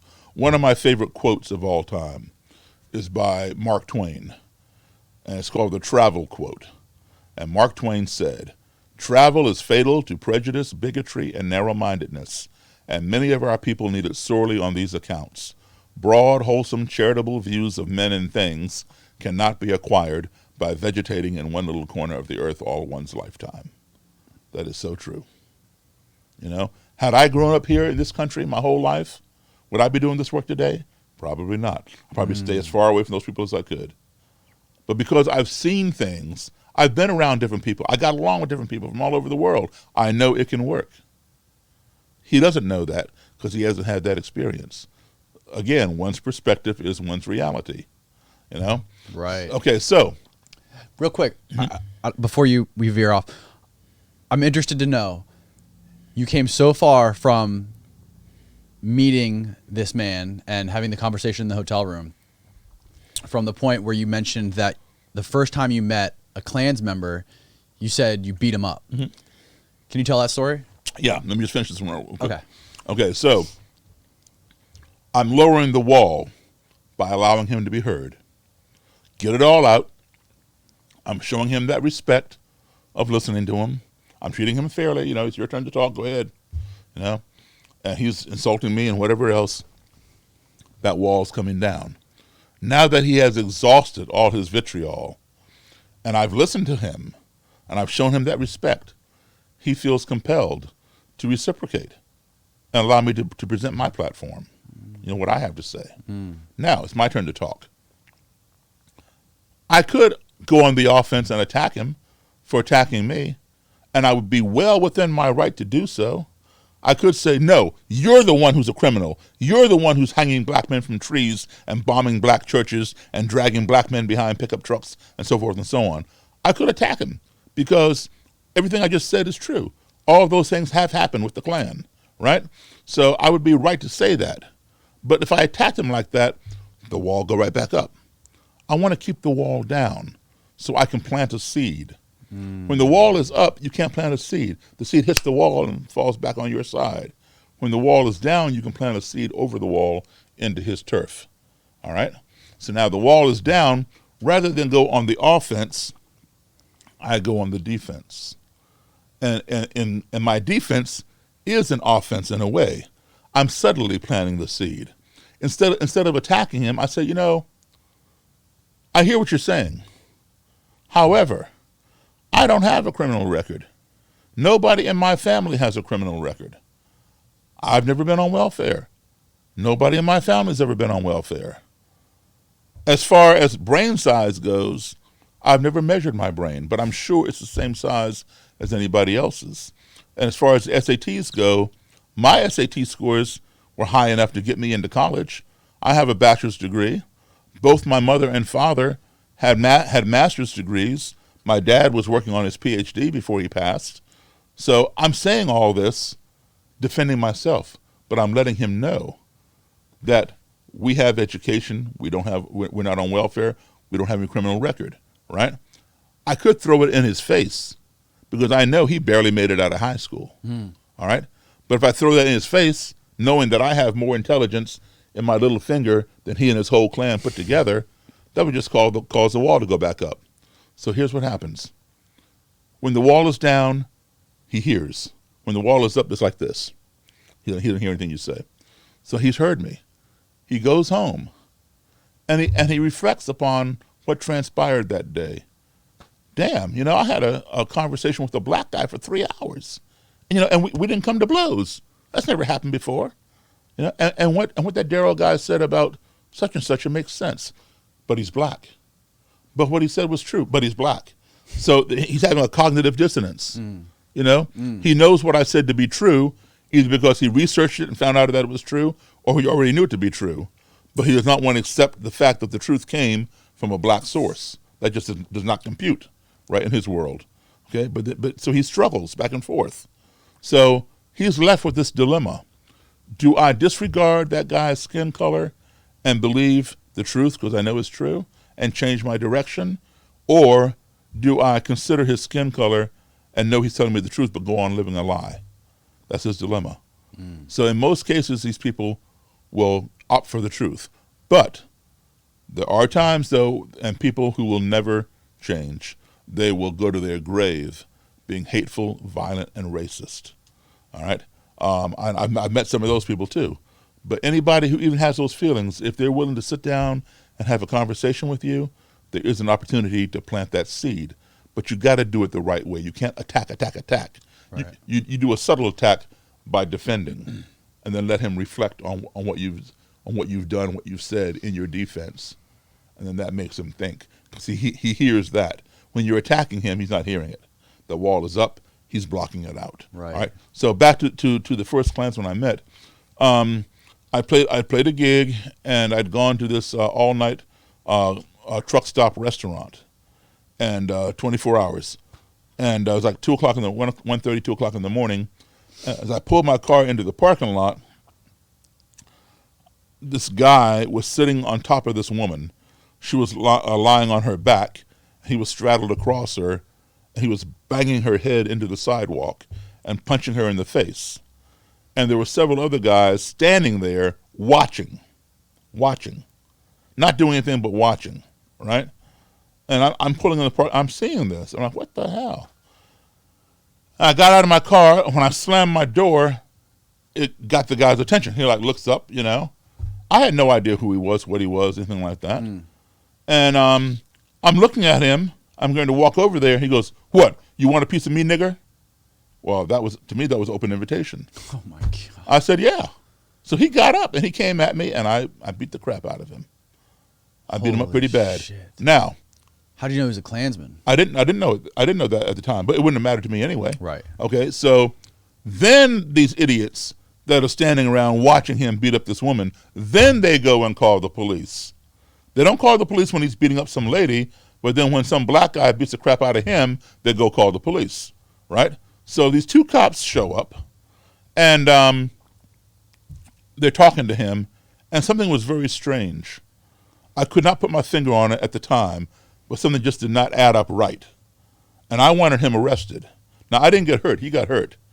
And I wanted him arrested, but they would not arrest him. They told him to vacate the premises, and if he came back within 24 hours, they would have to arrest him for trespassing, right? So I made sure that I got his information from the police. They had to give it to me before they let him go. Right. So I got his information, and I went inside the restaurant. I got some ice, held it to this lady's head, took care of her.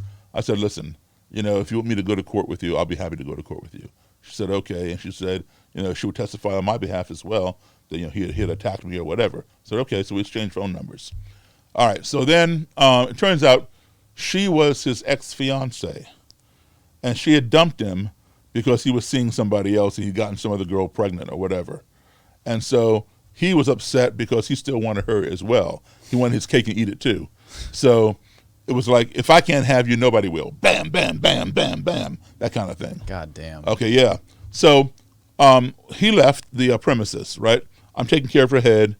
And then I said, you know what, I'm going to go down, since these cops would not arrest him, I'm going to go swear out a warrant for him and a complaint. So I said, you okay? You going to be okay? She said, yeah. So I left. I went down to the police station, and I'm filling out this complaint to have him arrested, a warrant. And I'm sitting there with the commissioner. I'm just about finished. And I said, how long before this guy will be served? He said, probably about 3 days. I'll sign off on it, send it down to the sheriff's department, and then one of the deputies will serve him probably 2 or 3 days. So, okay. And then right about then, in walks the guy that I beat up. In walks him in handcuffs. He's cuffed behind his back. This time, when the cops first came, it was 2 Frederick County cops. All right? This time, it's 2 Maryland State troopers. They don't play. The troopers do not play. County cops, they play. Okay. Okay, so troopers don't play. You mess up, they got you. So anyway, they got this guy, and I see him through the big, picture glass window. I said, that's him right there. That's him right there. And the guy says, sign it, and I'll serve him right now. So I signed it. Commissioner rolled it up, walks out, and takes it and sticks it in between his arm, because his arm is cuffed behind his back. Says, you've been served. So it turns out, long story short, that's hilarious, man. After the county cops left, he came back looking for me because he figures I'm in the restaurant eating, right? And he's going to settle the score. I beat him up. So he came back to finish up. And he couldn't find me. He picked a fight with some other black guy in the restaurant. So this time the Maryland State troopers came. I guess they were closer by than the county cops, and they arrested him. Wow. And brought him in, right? So then, long story short, the day came for the hearing, and I go pick up his ex-fiance, and we go to court together in my car. And on the way there, she tells me that he's a Klansman, and that he is a fireman, Frederick County fireman. And that explained the whole thing to me, because that's why the cops let him go. County cops know county firemen. They appear on the same scenes. Right. So they know each other. And so, they let him go. But the Maryland State Police, the troopers, they don't know him. So I could say, they don't play. So anyway, he was a fireman, and I show up there in the court with her, and when he saw me walk in with his ex-fiance, man, he turns red as that curtain over there. And his new fiance was there too, right? She's sitting on the bench, pregnant, and she had a sweater that she had taken off and rolled it up and set it next to her on the bench. Mm-hmm. So now we're sitting on the other side, they're on this side, and a few more cases get called, and then our case gets called, and then so we all go up front, and so his defense attorney tells the judge that he was celebrating that night. He had been promoted from sergeant to lieutenant in the county fire department, and so he'd had a little too much to drink, and he mouthed off and got into an altercation with Mr. Davis, the plaintiff. The attorney said nothing about him banging this woman's head into the sidewalk. All he framed it was as just some little, tussle in the parking lot. And so I'm saying, man, you missed half the story. So I didn't say that. And in my turn to testify, I said exactly what happened.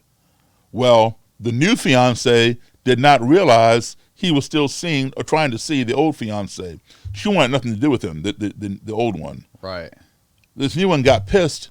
Now he's standing up front, facing the judge at the defense table. She's sitting behind in one of the benches.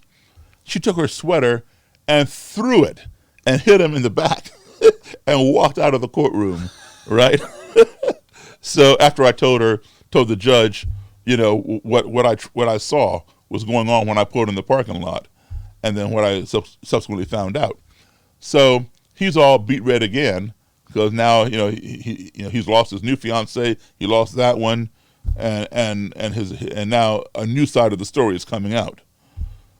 So the judge found him guilty and sentenced him to like a weekend in jail, and some trivial sentence, and he had to do like 200 hours community service, something like that.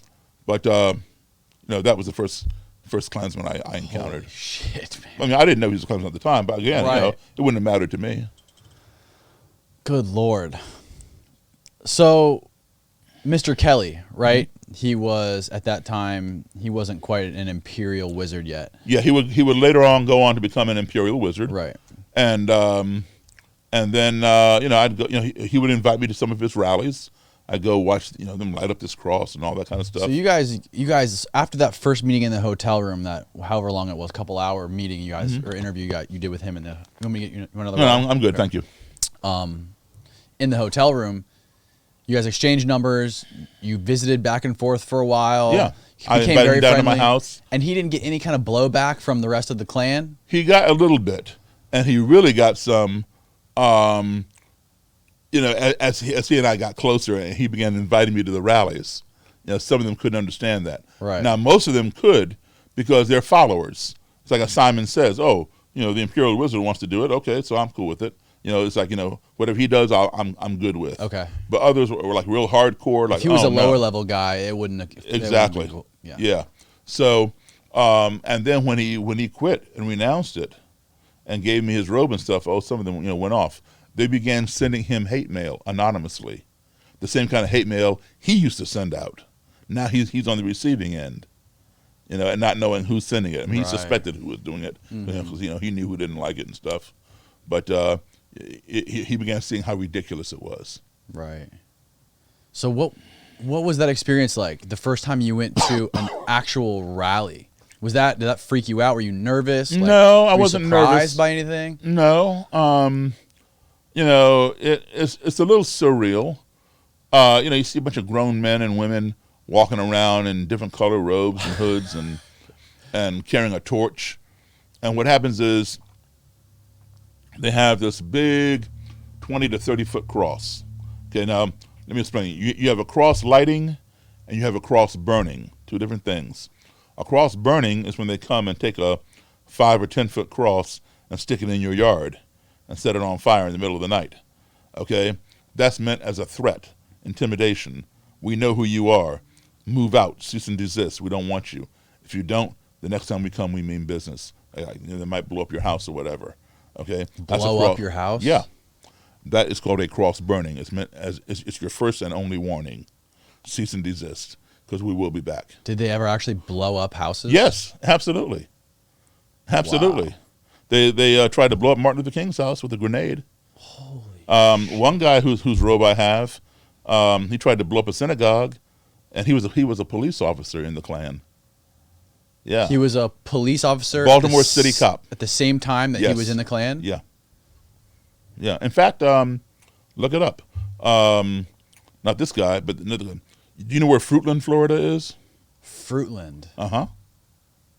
I'm not sure. A couple years ago, about 3 years ago, the police chief of Fruitland and his assistant deputy chief were Klan members. And so the mayor found out and fired them. How long ago? About 2 or 3 years ago. Really? Yeah. Just Google Fruitland police chief KKK. That's for, I had a guy on here recently who is a stand-up comic, and he went on tour to a comedy club about maybe an hour and a half away from here in a town called St. Cloud. Mm-hmm. And he said there was There's a Klan there. There's in a St. Klan. Cloud. Yeah. He said that place that he was at. He said there's Klan meetings right there all the time. Yeah. I was like, holy shit! I had no St. clue Cloud's they were big so for that. close. Because the South, when you think of the South is really north of Florida, right? Like the traditional South. Yeah. You think of The like deep South, Georgia. You don't think of Mississippi, Alabama. Right. Oh, but Florida's big on Klan. It's very big on Klan. Really. Yeah. Yeah. Yeah. Have you been to any rallies in Florida? I know, I've not been to the rallies, but I know some of the Grand Dragons of Florida. Yeah, I've met a few of them. Do you stay in touch with these people? Or? Yeah, yeah. I mean, if we become friends, sure. How many Klan members have you become actual friends with that you keep in touch with them and you actually consider them a friend? They're probably a good, I'd say between 25, 35. Wow. Yeah. Some of them even come out with me on my lecture tours and come up on stage with me and renounce, the Klan and all that kind of stuff. And so 25 or 35 of them that you're still friends with, they left the Klan. Yeah, they're done. I mean, and that includes some neo-Nazis as well. Holy shit, man. That's fucking wild. In fact, the Grand Dragon of Florida, he was over in Jacksonville. He lived in Jacksonville, this last one. And now he's out. He was also a neo-Nazi. And he's a good friend of mine. So explain to me, okay, the burning of the cross is when they're trying to intimidate somebody who's in a neighborhood. You think they don't think they should be there. They want to threaten them. This is your first and last warning before we blow up your house. Before we blow up your house or do something to you. Yeah. And a lighting is cross lighting is for a ceremony when they have a rally. Okay. So they take a 20 or 30 foot cross. Okay. And the cross is wrapped both for the burning and for the lighting. The wooden cross is wrapped in or metal, whatever, is wrapped in burlap. The burlap has been soaked in what they call Klan cologne, which is actually diesel fuel, kerosene. Okay. Oh, that's fucking hilarious. Klan cologne. Yeah. And so they all have these torches, and they make this big wide circle around this unlit cross at the rally, the lighting, and they parade around clockwise with their torches, run around, and either the Grand Dragon or Imperial Wizard, whichever one is there, will pass or bark out orders. Klansmen halt, and they'll all stop in the circle. Klansmen face the cross, and they'll all turn inward to face the cross. And then he'll say, for my God, and they all repeat, for my God, and they bow. For my race, for my race. For my country, for my country. For my clan, for my clan. White power, white power. Klansmen approach the cross, and they all close in to the base of the cross. So now it's a small circle. They say, Klansmen, light the cross. And they drop their torches at the foot of the cross, and the thing goes whoosh, because it has all that kerosene on it, the cologne, cologne. And lights up. And then they stand there and they admire it for a while, give some speeches, and then the rally is over and they have hot dogs and all kinds of crap. Jesus. What a scene. If I had my phone, which I hope I do find, I would show you pictures and stuff of me at the rallies. What was the purpose of inviting you? What was the purpose of what? Inviting you. Because I wanted to go and see it.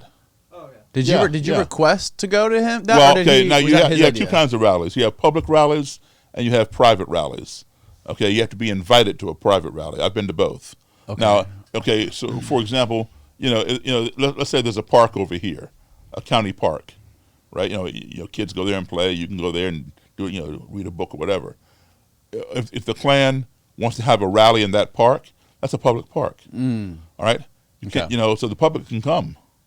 Right now, usually there's going to be a bunch of police there, unless it's like a Klan town where people don't dare go there or something. So if it's a public park, anybody can come, but the police will generally try to keep the protesters away. Keep a division. So there's a lot of yelling and screaming going back and forth, but nobody gets to clash. All right. If it's a private rally, it's on somebody's private property. Like some of these Klan people own farms or whatever, right? Or some acreage, so they have it there. So the only way you can go on private property is to be invited.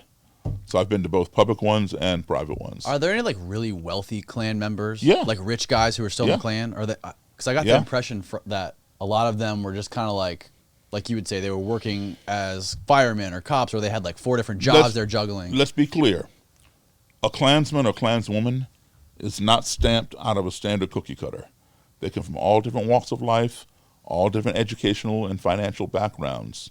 All right, you're used to seeing these knuckleheads on Jerry Springer, or throwing chairs and acting all stupid. And yes, there are plenty of those. I know a lot of those too. Third grade dropouts. Third grade dropouts, exactly. Okay, but they go from third grade dropout to President of the United States.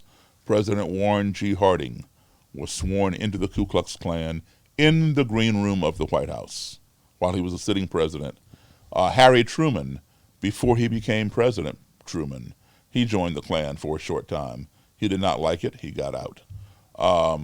Senator Robert Byrd, who just died a few years ago, he was the Grand Kleagle of West Virginia. Kleagle means recruiter. Grand, of course, state. Also king, a king Kleagle, Grand Kleagle means state.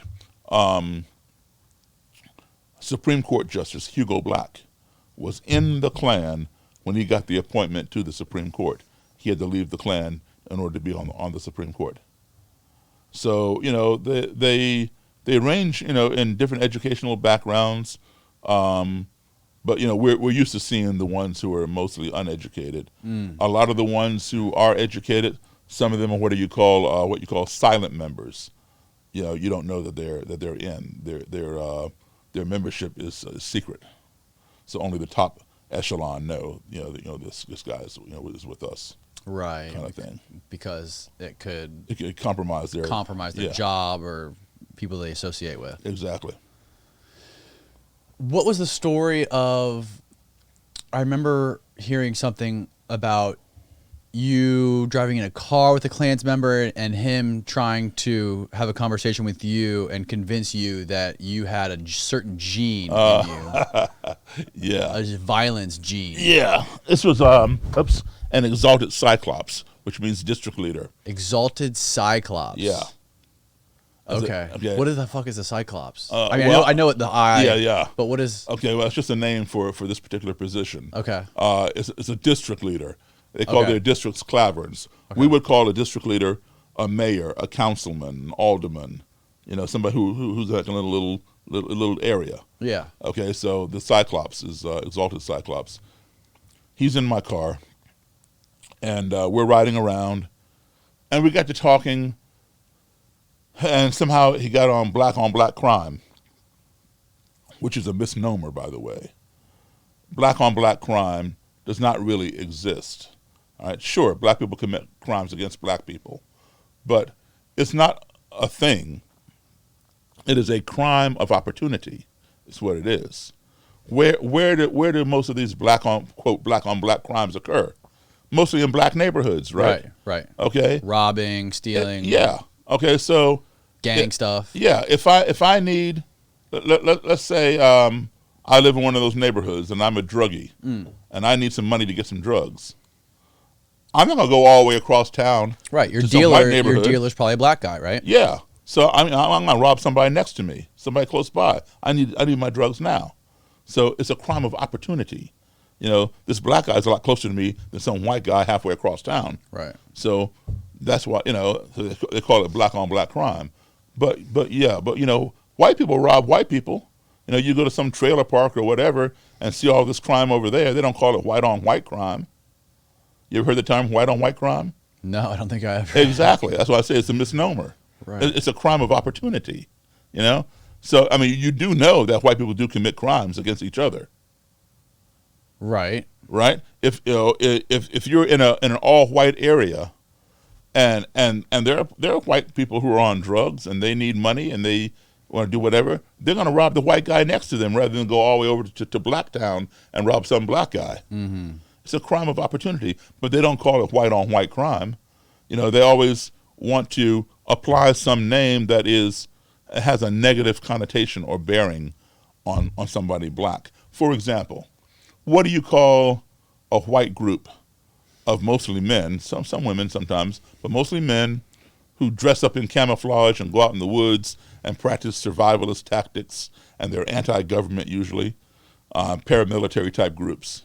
What do you call those kind of groups? What do you call them? I don't know. No, you know. There was one just a couple weeks ago that was going to kidnap the governor of Michigan. Like a private militia or something? Exactly, militia. Okay. Okay, that's the term. Okay. Militia. All right? But now what do you call a group of black people who do the same thing? Black Panthers? What were they considered? I don't know. I mean, the Black Panthers, that's a particular name of one of those groups. So there are other groups like the Black Panthers. Right. Okay, the Black Panthers is just a name. It's like, the Michigan militia, or the rebel militia or whatever. That's a particular name. Okay. The overall it's a militia. Right. Okay, the Black Panthers is a black militia called the Black Panthers, but there are other militias too, other black militias. Okay. But they're not called militias when it's black. What are they called? Militants. Militants. Uh-huh. I didn't know It's that. a militant group. Okay. Black people are considered militant when they do this, but white people are considered militias when they do that. Militant has more of a negative connotation to it than a militia. They both are paramilitary. They both are anti-government, but one has more of a negative connotation. So anyway, I lost my train of thought there. The Cyclops, you're in the car with the Cyclops. Oh yeah. So the Cyclops, talking about this crime, and he says, well, we all know that they say that black people have a gene in them that makes them violent. Now he's sitting over here in the passenger seat. I'm driving. I said, what are you talking about?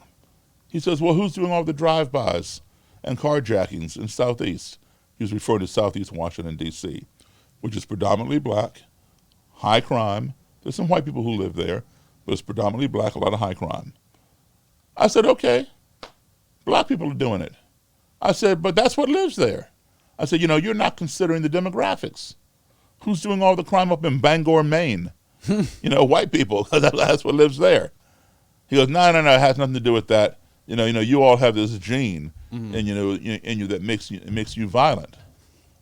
I said, look, man, I'm as black as anybody you've ever seen. I have never done a carjacking or a drive-by. How do you explain that? He didn't hesitate. He answered me like that, right off the bat. Didn't even think about it. He said, your gene is latent, hasn't come out yet. What? Yeah. And I was so caught off guard, I didn't know how to respond to that. I mean, how do you bite into something like that where it's so far out in left field? My gene is latent, hasn't come out yet. I mean, he almost made it come out, but I didn't know what to say. So he's sitting over here all smug and you see, you got nothing to say. So I thought about it for a moment, and then I used his analogy against him. I said, well, they say, the biggest body of authority in the world is they. Right. We don't know who they are, but right. They say, okay. So I said, they say that all white people have a gene within them that makes them a serial killer. He's like, well, how do you figure? I said, well, name me 3 black serial killers. He couldn't do it. He thought about it, couldn't do it. I said, here, I'm going to give you one. I named one for him. I said, now just give me 2. He couldn't do it. I said, Charles Manson, Jeffrey Dahmer, Henry Lee Lucas, John Wayne Gacy, Albert DeSalvo, the Boston Strangler, Ted Bundy, David Berkowitz, son of Sam, on and on. Right. I said, they're all white, man. I said, son, you're a serial killer. He said, Daryl, I've never killed anybody. I said, your gene's latent, hasn't come out yet. Oh, my God. He goes, well, that's stupid. I said, well, duh. Yeah, it is stupid. But I said, it's no more stupid for me to say that about you than what you said about me. And he got very, very quiet. But I could tell his wheels were like spinning because he didn't know what to say. The gears were grinding. Yeah. And then he changed the conversation. But it wasn't more than, I'd say, maybe 5 months later, he quit the Klan based on that conversation. Really? Yeah. It was a stupid conversation. But sometimes, you can't convince somebody with a stack of books this high written by PhDs, but you can talk to them at some dumb level and they get it. Right. So how many people have actually given you their robes and their hoods? I have, I believe, between 54 and 57 robes and hoods. But I have all kinds of other stuff. I got Klan flags, Klan belt buckles, medallions, all kinds of stuff. I got some in my pocket right here. I got a Nazi medallion and a KKK medallion.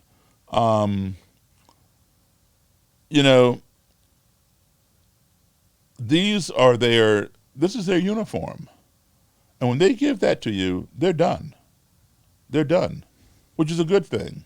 You don't give up something that you take pride in and give it to somebody who was your enemy. So, that says something. And I tell you, I'm going to loan a lot of my stuff to the Orlando Holocaust Center. They're going to put on an exhibition. Oh, really? Yeah, they'll be open up probably in maybe February or something. I think it's going to open up virtually first, and then maybe by spring people will be able to come there and see it. Oh, that's yeah, amazing. So it'll be there for a year, and then it will tour the country and come back to me. There's also a really big Holocaust museum right here in St. Pete, right downtown. Okay, well, it'll probably come here too, because they all are connected. Okay. So it'll start in Orlando. It'll be there for a while, and then it's going to tour. So, what kind of conversations? How has the mood shifted lately, or like the types of conversations you've been having lately? Because obviously, right now in 2020, I feel like it couldn't be a more perfect time for us to be having a conversation like this with all the divide in the country and an election coming up next week. Mm-hmm. This is the best thing that has happened. I mean, there's a lot of bittersweet, this year. The death of George Floyd, the COVID-19, a lot of white supremacy things going on. But you know what? This is the best thing that has happened, because now we're having to confront this. It should have been confronted decades ago. You're saying it's good that this stuff is happening now? Yes. Yeah. Because people are now addressing it, rather than shoving it under the carpet and locking it in the closet. Right. Because in the past, it was always taboo to talk about these kinds of things. People didn't want to talk about racism and supremacy and all that kind of stuff. And now we're having to confront it because it's in our face. And I'm going to tell you what's happening that the media knows, but they don't talk about. This country was built on a two-tier society: white supremacy and slavery. And over the years, we progressed like this. Maybe like this, but never like this. Not on an equal basis. All right?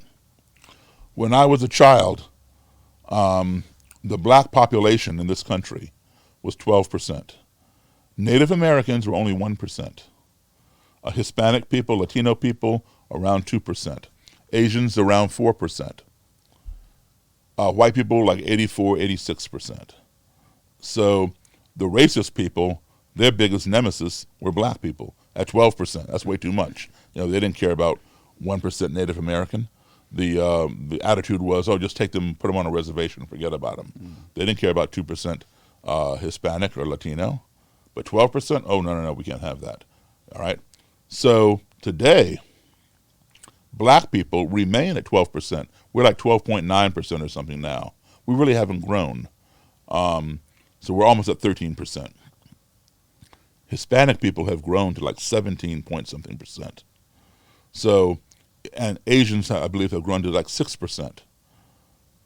If you take just black people at 12% in this country, and 17% Latino Hispanic, that right there is 29% non-white. This is happening, okay? And if you want to prove it to yourself, Google the census, U.S. Census Bureau. The census is taken every 10 years. All right? Look, watch the census every 10 years from 1960. Black people have remained at 12%. Other things have, like Hispanic, Latino, have grown, and the white population is coming down. It is well predicted that in the year 2042, that's going to be a shift. For the first time in the history of the United States, it will be 50-50. 50% white, 50% non-white. That includes black, Latino, Hispanic, Asian, whatever, Native American, etc. All right? Between 2045 and 2050, it's going to shift.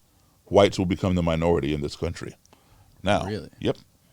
And there are plenty of white people in this country, who embrace that. They say, hey, I'm cool with that. Evolution is what happens. No big deal. There's another percentage that are not happy with that.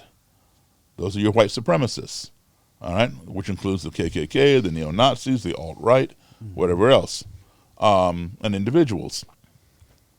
When you have sat on the throne of power for 401 years, you don't want to get off. I have been here for 401 years as a descendant of slaves. The first slaves came here in 1619. That's 401 years ago. And I'm a descendant of slaves. Mm-hmm. Okay?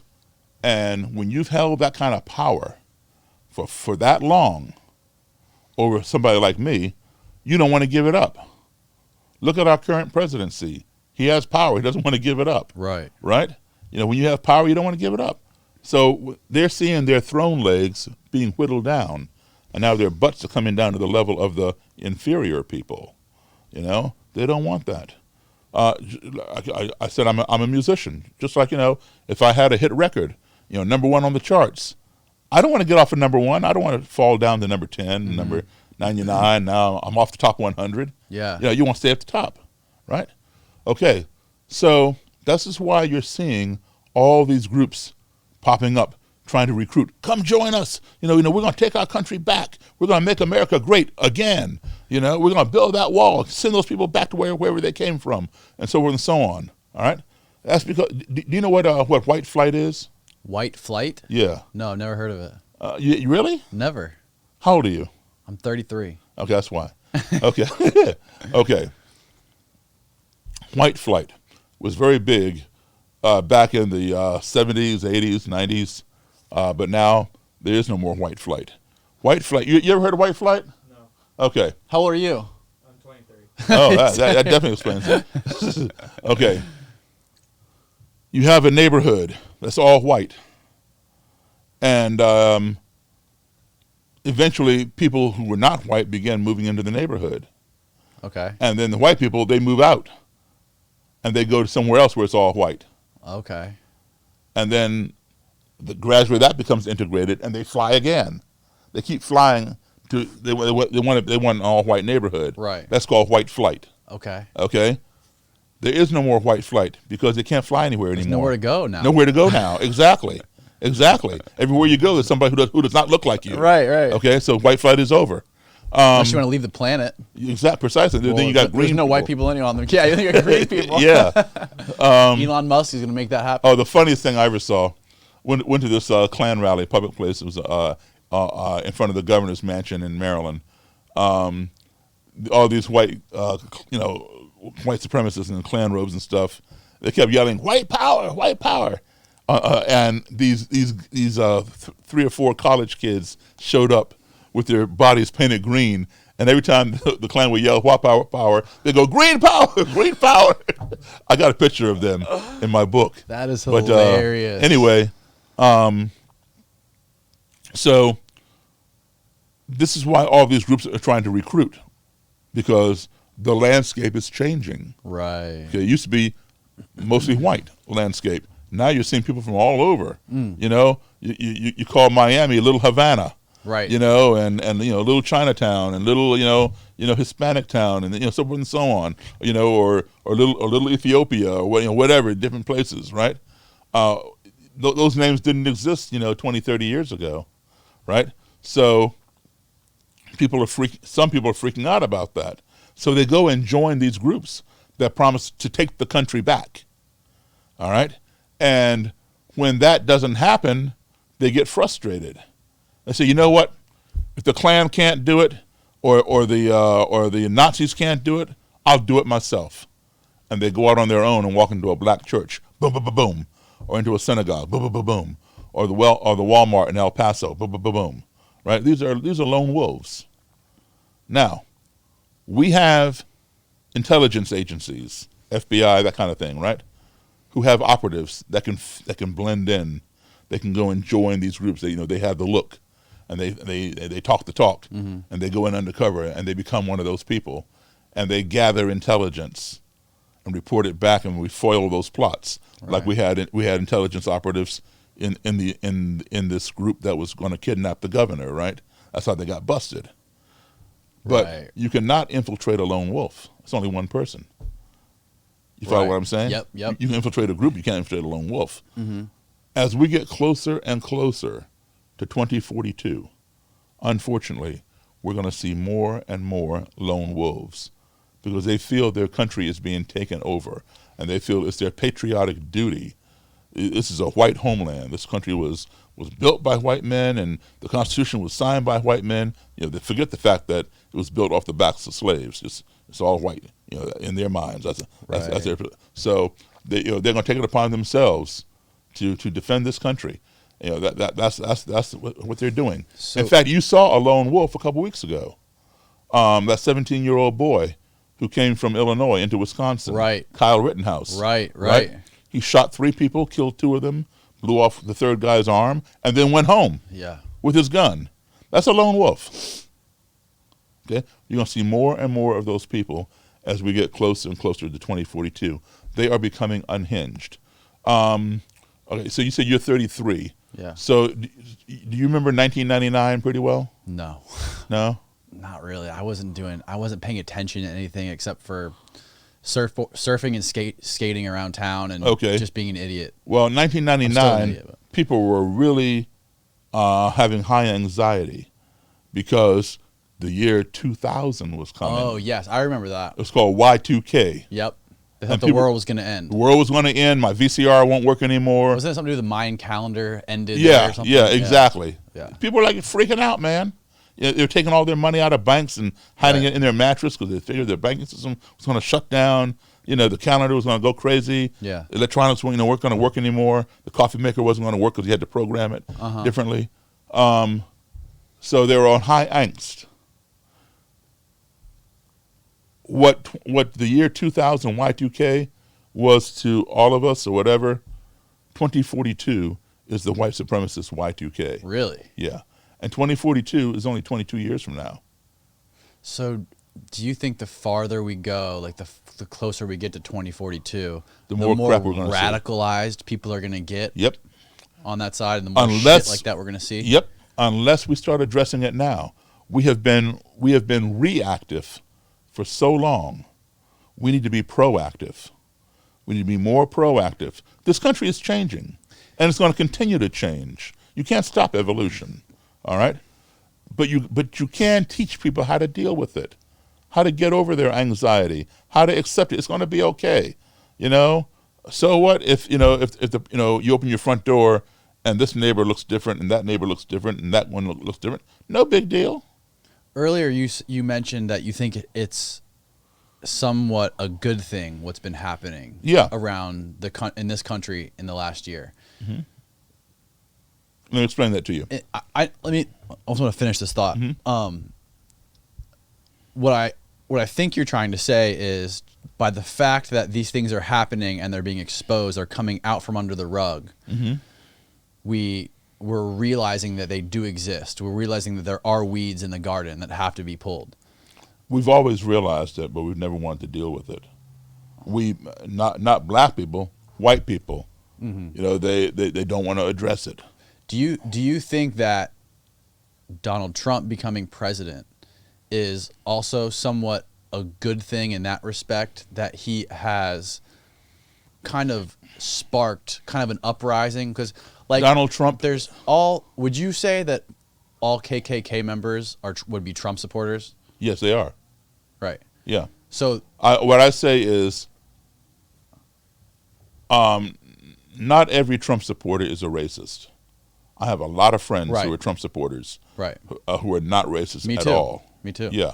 Okay, so not all Trump supporters are racist, but every racist is a Trump supporter. Right. So there's a difference. And here's the thing. I would say that Donald Trump is the worst president we've ever had, but he is the best thing that's happened to this country. And that's the bittersweet part of it. It's a strong statement. Yeah, as a result of Donald Trump, we now have the Me Too movement, which is good for women. We didn't have the Me Too movement before him, and he sort of activated all of that with all his misogyny and all that. We have a lot more conversations about race that we were not having before, that we should have had a long time ago. Donald Trump did not invent racism by any means. No, neither did Obama or George Bush or Bill Clinton or any of those people. It's been around for a long time. But we as a nation have failed to address it properly, and now we're having to, because we failed, and now we're having to address it violently, even like with Charlottesville, or now you're having all these groups with these armed militias and all this kind of stuff, getting ready to confront each other in the streets. Right. They're all concerned about that 2042, and this is why I say we have to be proactive and not reactive. Yeah. I think it's interesting also what you mentioned about a lot of the Klan members that you met have never left their town or their township, or they've never been to one of the neighboring states even, let alone another country. A lot of them have not. Yeah, exactly. And I think that's very interesting because that's very relevant to the internet and social media right now. It's the way the algorithms work on these websites like Facebook and Twitter. Is they just feed you the content that's going to make you react and click, and just so they can earn more ad dollars. And it keeps you in this bubble. It keeps you in this bubble or this echo chamber that riles people up. Especially, I've noticed older people that don't understand this process and don't understand the way these social media companies operate. And they think that this little echo chamber they're living in on Facebook is the real world. And they're not having one's perspective is one's reality. Right. Yeah. And there's no outside perspectives to bounce anything off of. Right. Exactly. And then they're being told that any source of outside perspectives are evil. So, don't watch CNN, just watch Fox News.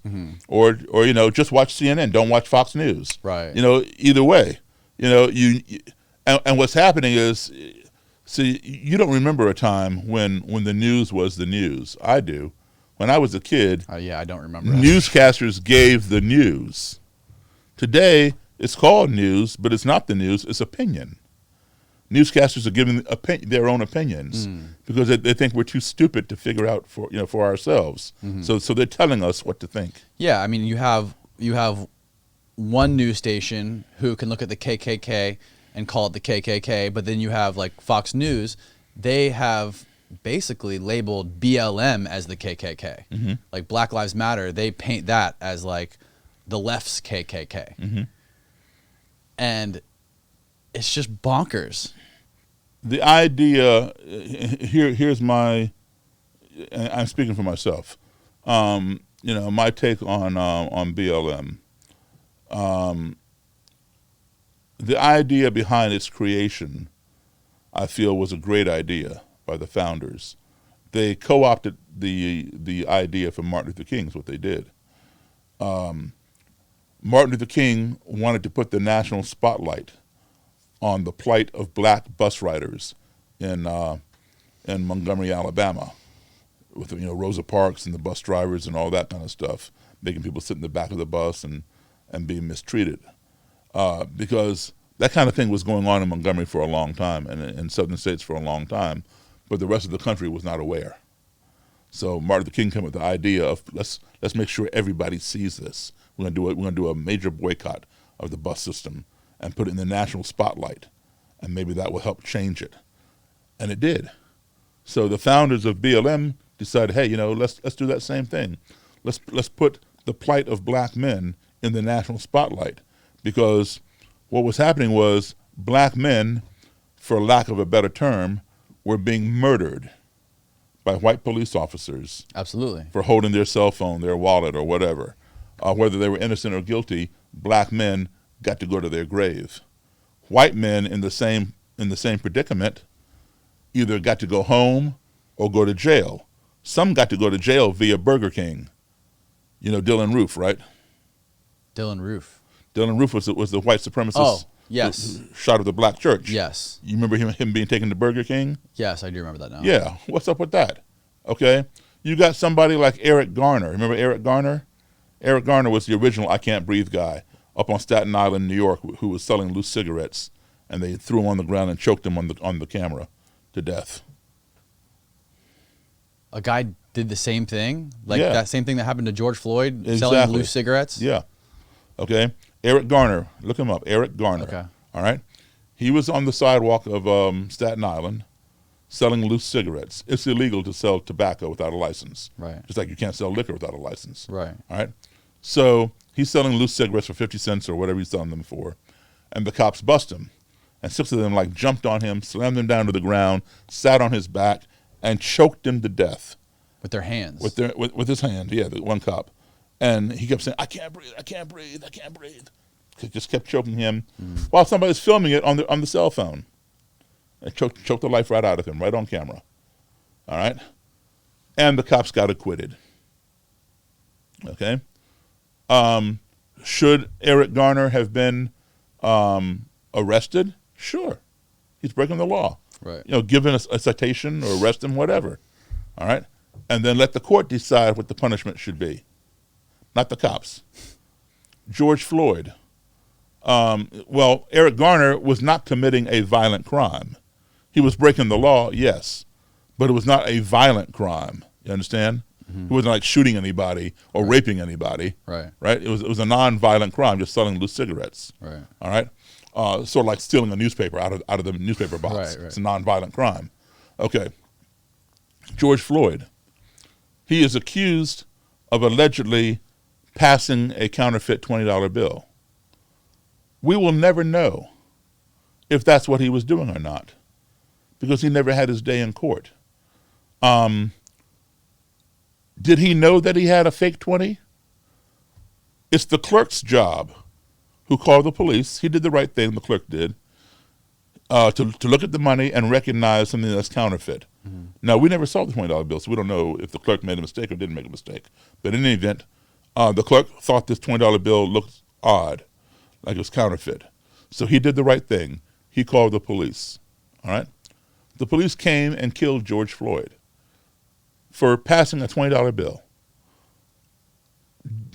If let's say the $20 bill was fake. All right, let's say it was fake. The question then becomes, did George Floyd know he had a fake $20 bill on him? We don't know that. Okay? He could have, look here. Here's my wallet. I got some money here. Here's a 50, here's 100, here's some 20s. Right. All right? I don't know if this is a fake 20 or not. Okay? Right. If I go to 7-Eleven and let's say I don't have this money. All I got is a $100 bill here. Right. And I buy some whatever. When I get my change, I'm going to have some 20s, right? Right. Out of this 100. Of course. I'm going to put it in my wallet. I don't know if one of those 20s is fake or not. So then a couple of days later, I go to another store and I give the clerk, he goes, ooh, this is a fake. I'm going to call the cops. Okay. Now, if I knew it was a fake and I'm doing it, yeah, I'm wrong. But if I don't know, it's not my job to know what to look for on a $20 bill to know if it's fake or not. All right. But it is the clerk's job. So he did the right thing if he thought it was fake. But the court would have determined if I was doing this intentionally or did I really not know, and I'm passing the $20 bill. Right. Just like I don't know if anything in here is fake. That $100 bill might be fake as far as I know. Okay, that's why when you go to the store, they hold it up to the light and they put a mark on it or something. Right. I don't do that with my money. Right. I don't know what to look for. Okay, did George Floyd actually know that he had a fake $20 bill? We don't know that. We will never know that because he's dead. He could have been. We could have given him a polygraph test. Did you know that money was fake? Or we could have had determined that in court. All right, but he never got that chance. What he did was he committed. If that thing was fake, it was a non-violent crime. He did not deserve to die for that. Mm-hmm. He should have been cited or arrested or whatever, and then let the court determine. Mm-hmm. Did he know that he was making a mistake, or was he doing this intentionally, trying to get away with laundering money or something? Right. Okay, but they killed him for a non-violent crime that we will never know what he knew. All right, but yet these non-violent crimes send black men to their graves. But somebody who walks into a black church, armed to the teeth, and murders 9 black people conducting Bible study, gets to go to Burger King. That's why things like Black Lives Matter exist. So everybody can see the difference. But the national spotlight on that. Oh, you sell loose cigarettes, you get choked to death. You possibly pass a fake $20 bill, you get choked to death. You hold your wallet up in the air, you get shot because the cop thinks it's a gun. But you kill 9 black people, and you tell the cops you're hungry, they take you to Burger King. That's what we see as black people. That's why Black Lives Matter is created. Now, my problem, which is a great idea, my problem with Black Lives Matter is they should have centralized. They are decentralized. There is no central Black Lives Matter. You called it right. It is a movement. It's not an organization. An organization, you pay your dues to, you become a member, et cetera, right? Right. Have meetings. Black Lives Matter is a decentralized movement. There is no one president. There are no chapters of Black Lives Matter. There are factions. Chapters all belong to the same headquarters. Okay? Like, for example, you take the NAACP, the Boy Scouts of America, the Red Cross. These are all centralized organizations where there's one president, there's a headquarters, and policy is created at headquarters and disseminated to all the chapters all over the country. So every chapter is on the same page, right? You have policy. Everybody adheres to that policy. Black Lives Matter is not like that. There is no headquarters, one president. There are all these different factions because the founders did not want to centralize. They wanted it to be organic. They didn't even trademark the name. So they don't have any ownership of the name Black Lives Matter. But you can walk out right now and start your own Black Lives Matter. So could I. All right? And you have certain factions that consist of black supremacists. You have certain factions that you got blacks and whites working together. You got some that have more white people than black people in the thing called Black Lives Matter. Some factions, they want to just go out there and tear stuff down and spray graffiti all over the place, BLM. And then the others who want to sit down with the state legislature and try to work things out and say, hey, look, we need a bill to pass this and this, and we want to work this out. So you got different ideas going around. Nobody's on the same page. And then here's what happens with the media. Let's say we're here in Seminole. So let's say you have your Black Lives Matter chapter, and you're doing things the good way. You're sitting down with your county legislature, trying to get some bills passed and amend some laws that will give equity to more people. All right, which is good. But then the Largo chapter or a faction of Black Lives Matter, they're tearing up stuff, bashing up stuff and putting graffiti all over the place. The media is going to cover that, and they're not going to say the Largo chapter of Black Lives Matter is doing blah, blah, blah. They're going to say Black Lives Matter. So it paints a broad brush across all the factions, right, rather than distinguish each one. Right. You see what I'm saying? Definitely. So we need more cohesion. And when you have all these different factions, and each faction has its own little leader, and each little leader has different ideas, it's like having too many chefs in the kitchen trying to fix the same recipe. It doesn't work. Black Lives Matter is not saying, they try to accuse it of meaning only Black Lives Matter. No.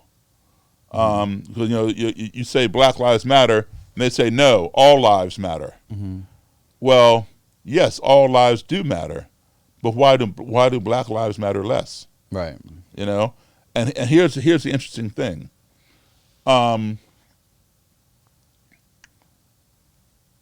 They want to criticize Black Lives Matter, the saying, because they feel it does not include white lives. Which is why they come back with all lives matter, meaning my life matters too. Yes, your life does matter too, but they say that they don't want to say Black Lives Matter because it doesn't include white lives, so they say all lives matter. So you support all lives matter? Yeah, absolutely. You support Black Lives Matter? No. Why? Because it does not include white lives. Okay, so do you support Blue Lives Matter? Well, yeah, of course. Back to blue, yeah. Yeah. Well, wait a minute. How can you support Blue Lives Matter? It doesn't say anything about white lives either. So your complaint is that the same Black Lives Matter says nothing about white lives. So therefore you don't support it. Mm-hmm. But where does it say anything about white lives when it says Blue Lives Matter? What's the difference between Right. Black lives and blue lives? Right. Neither one of them mentions white lives. So how can you say you're going to support this one? Yeah. And I think that's the point of all of this, right? I mean, that's the basic moral of your story is that there needs to be conversation. There needs to be open discourse. There needs to be, the walls need to be brought down, and people need to be able to have this back and forth so they can eliminate their false beliefs or their beliefs that don't hold up to something that's better, Right. or something that's more true. And I think that's also, it goes right along with all the things that are happening in this country. Unfortunately, some of the bad things that are happening, they're happening, but people are realizing that, holy shit, we need to do better than this because this is real. Mm-hmm. And we need to do more better things to counteract this and make this place better. Unfortunately, most Americans do not. Well, first of all, most Americans do not travel. Right. Okay, less than 50% of us even have passports. And we are the laughingstock around the world.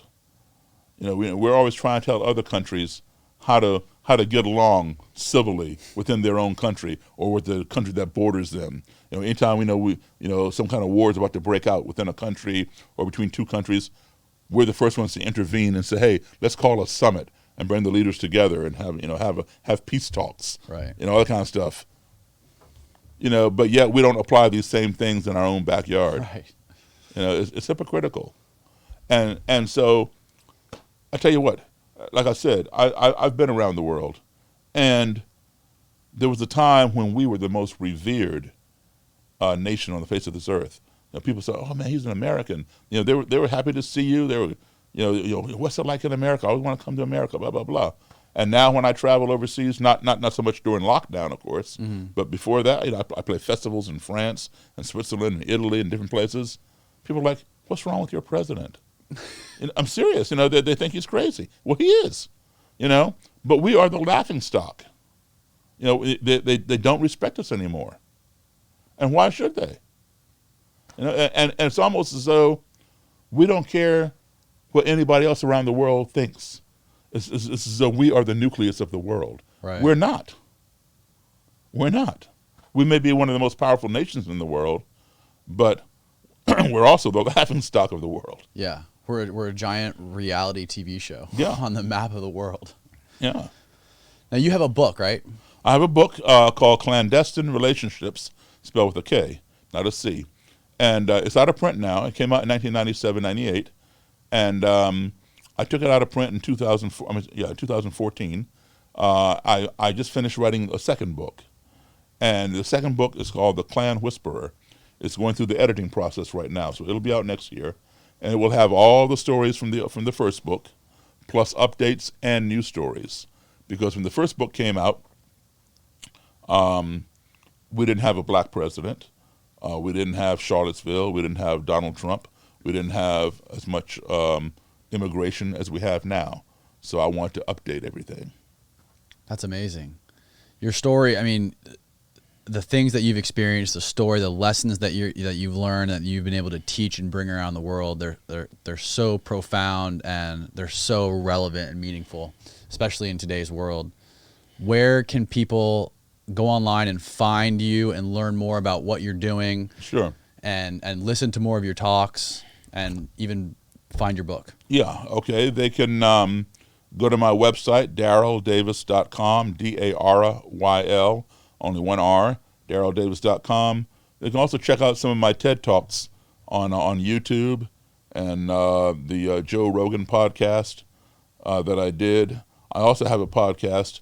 It's called, and you can find it on all your favorite podcast places, called Changing Minds with Daryl Davis. You've got to put in the with Daryl Davis because apparently Changing Minds is a very popular name. So a lot of people have their own podcast called Changing Minds. Thank you so much, Daryl, for being here. Thank you for having me. I appreciate it. Let's do it again sometime. Absolutely. We will.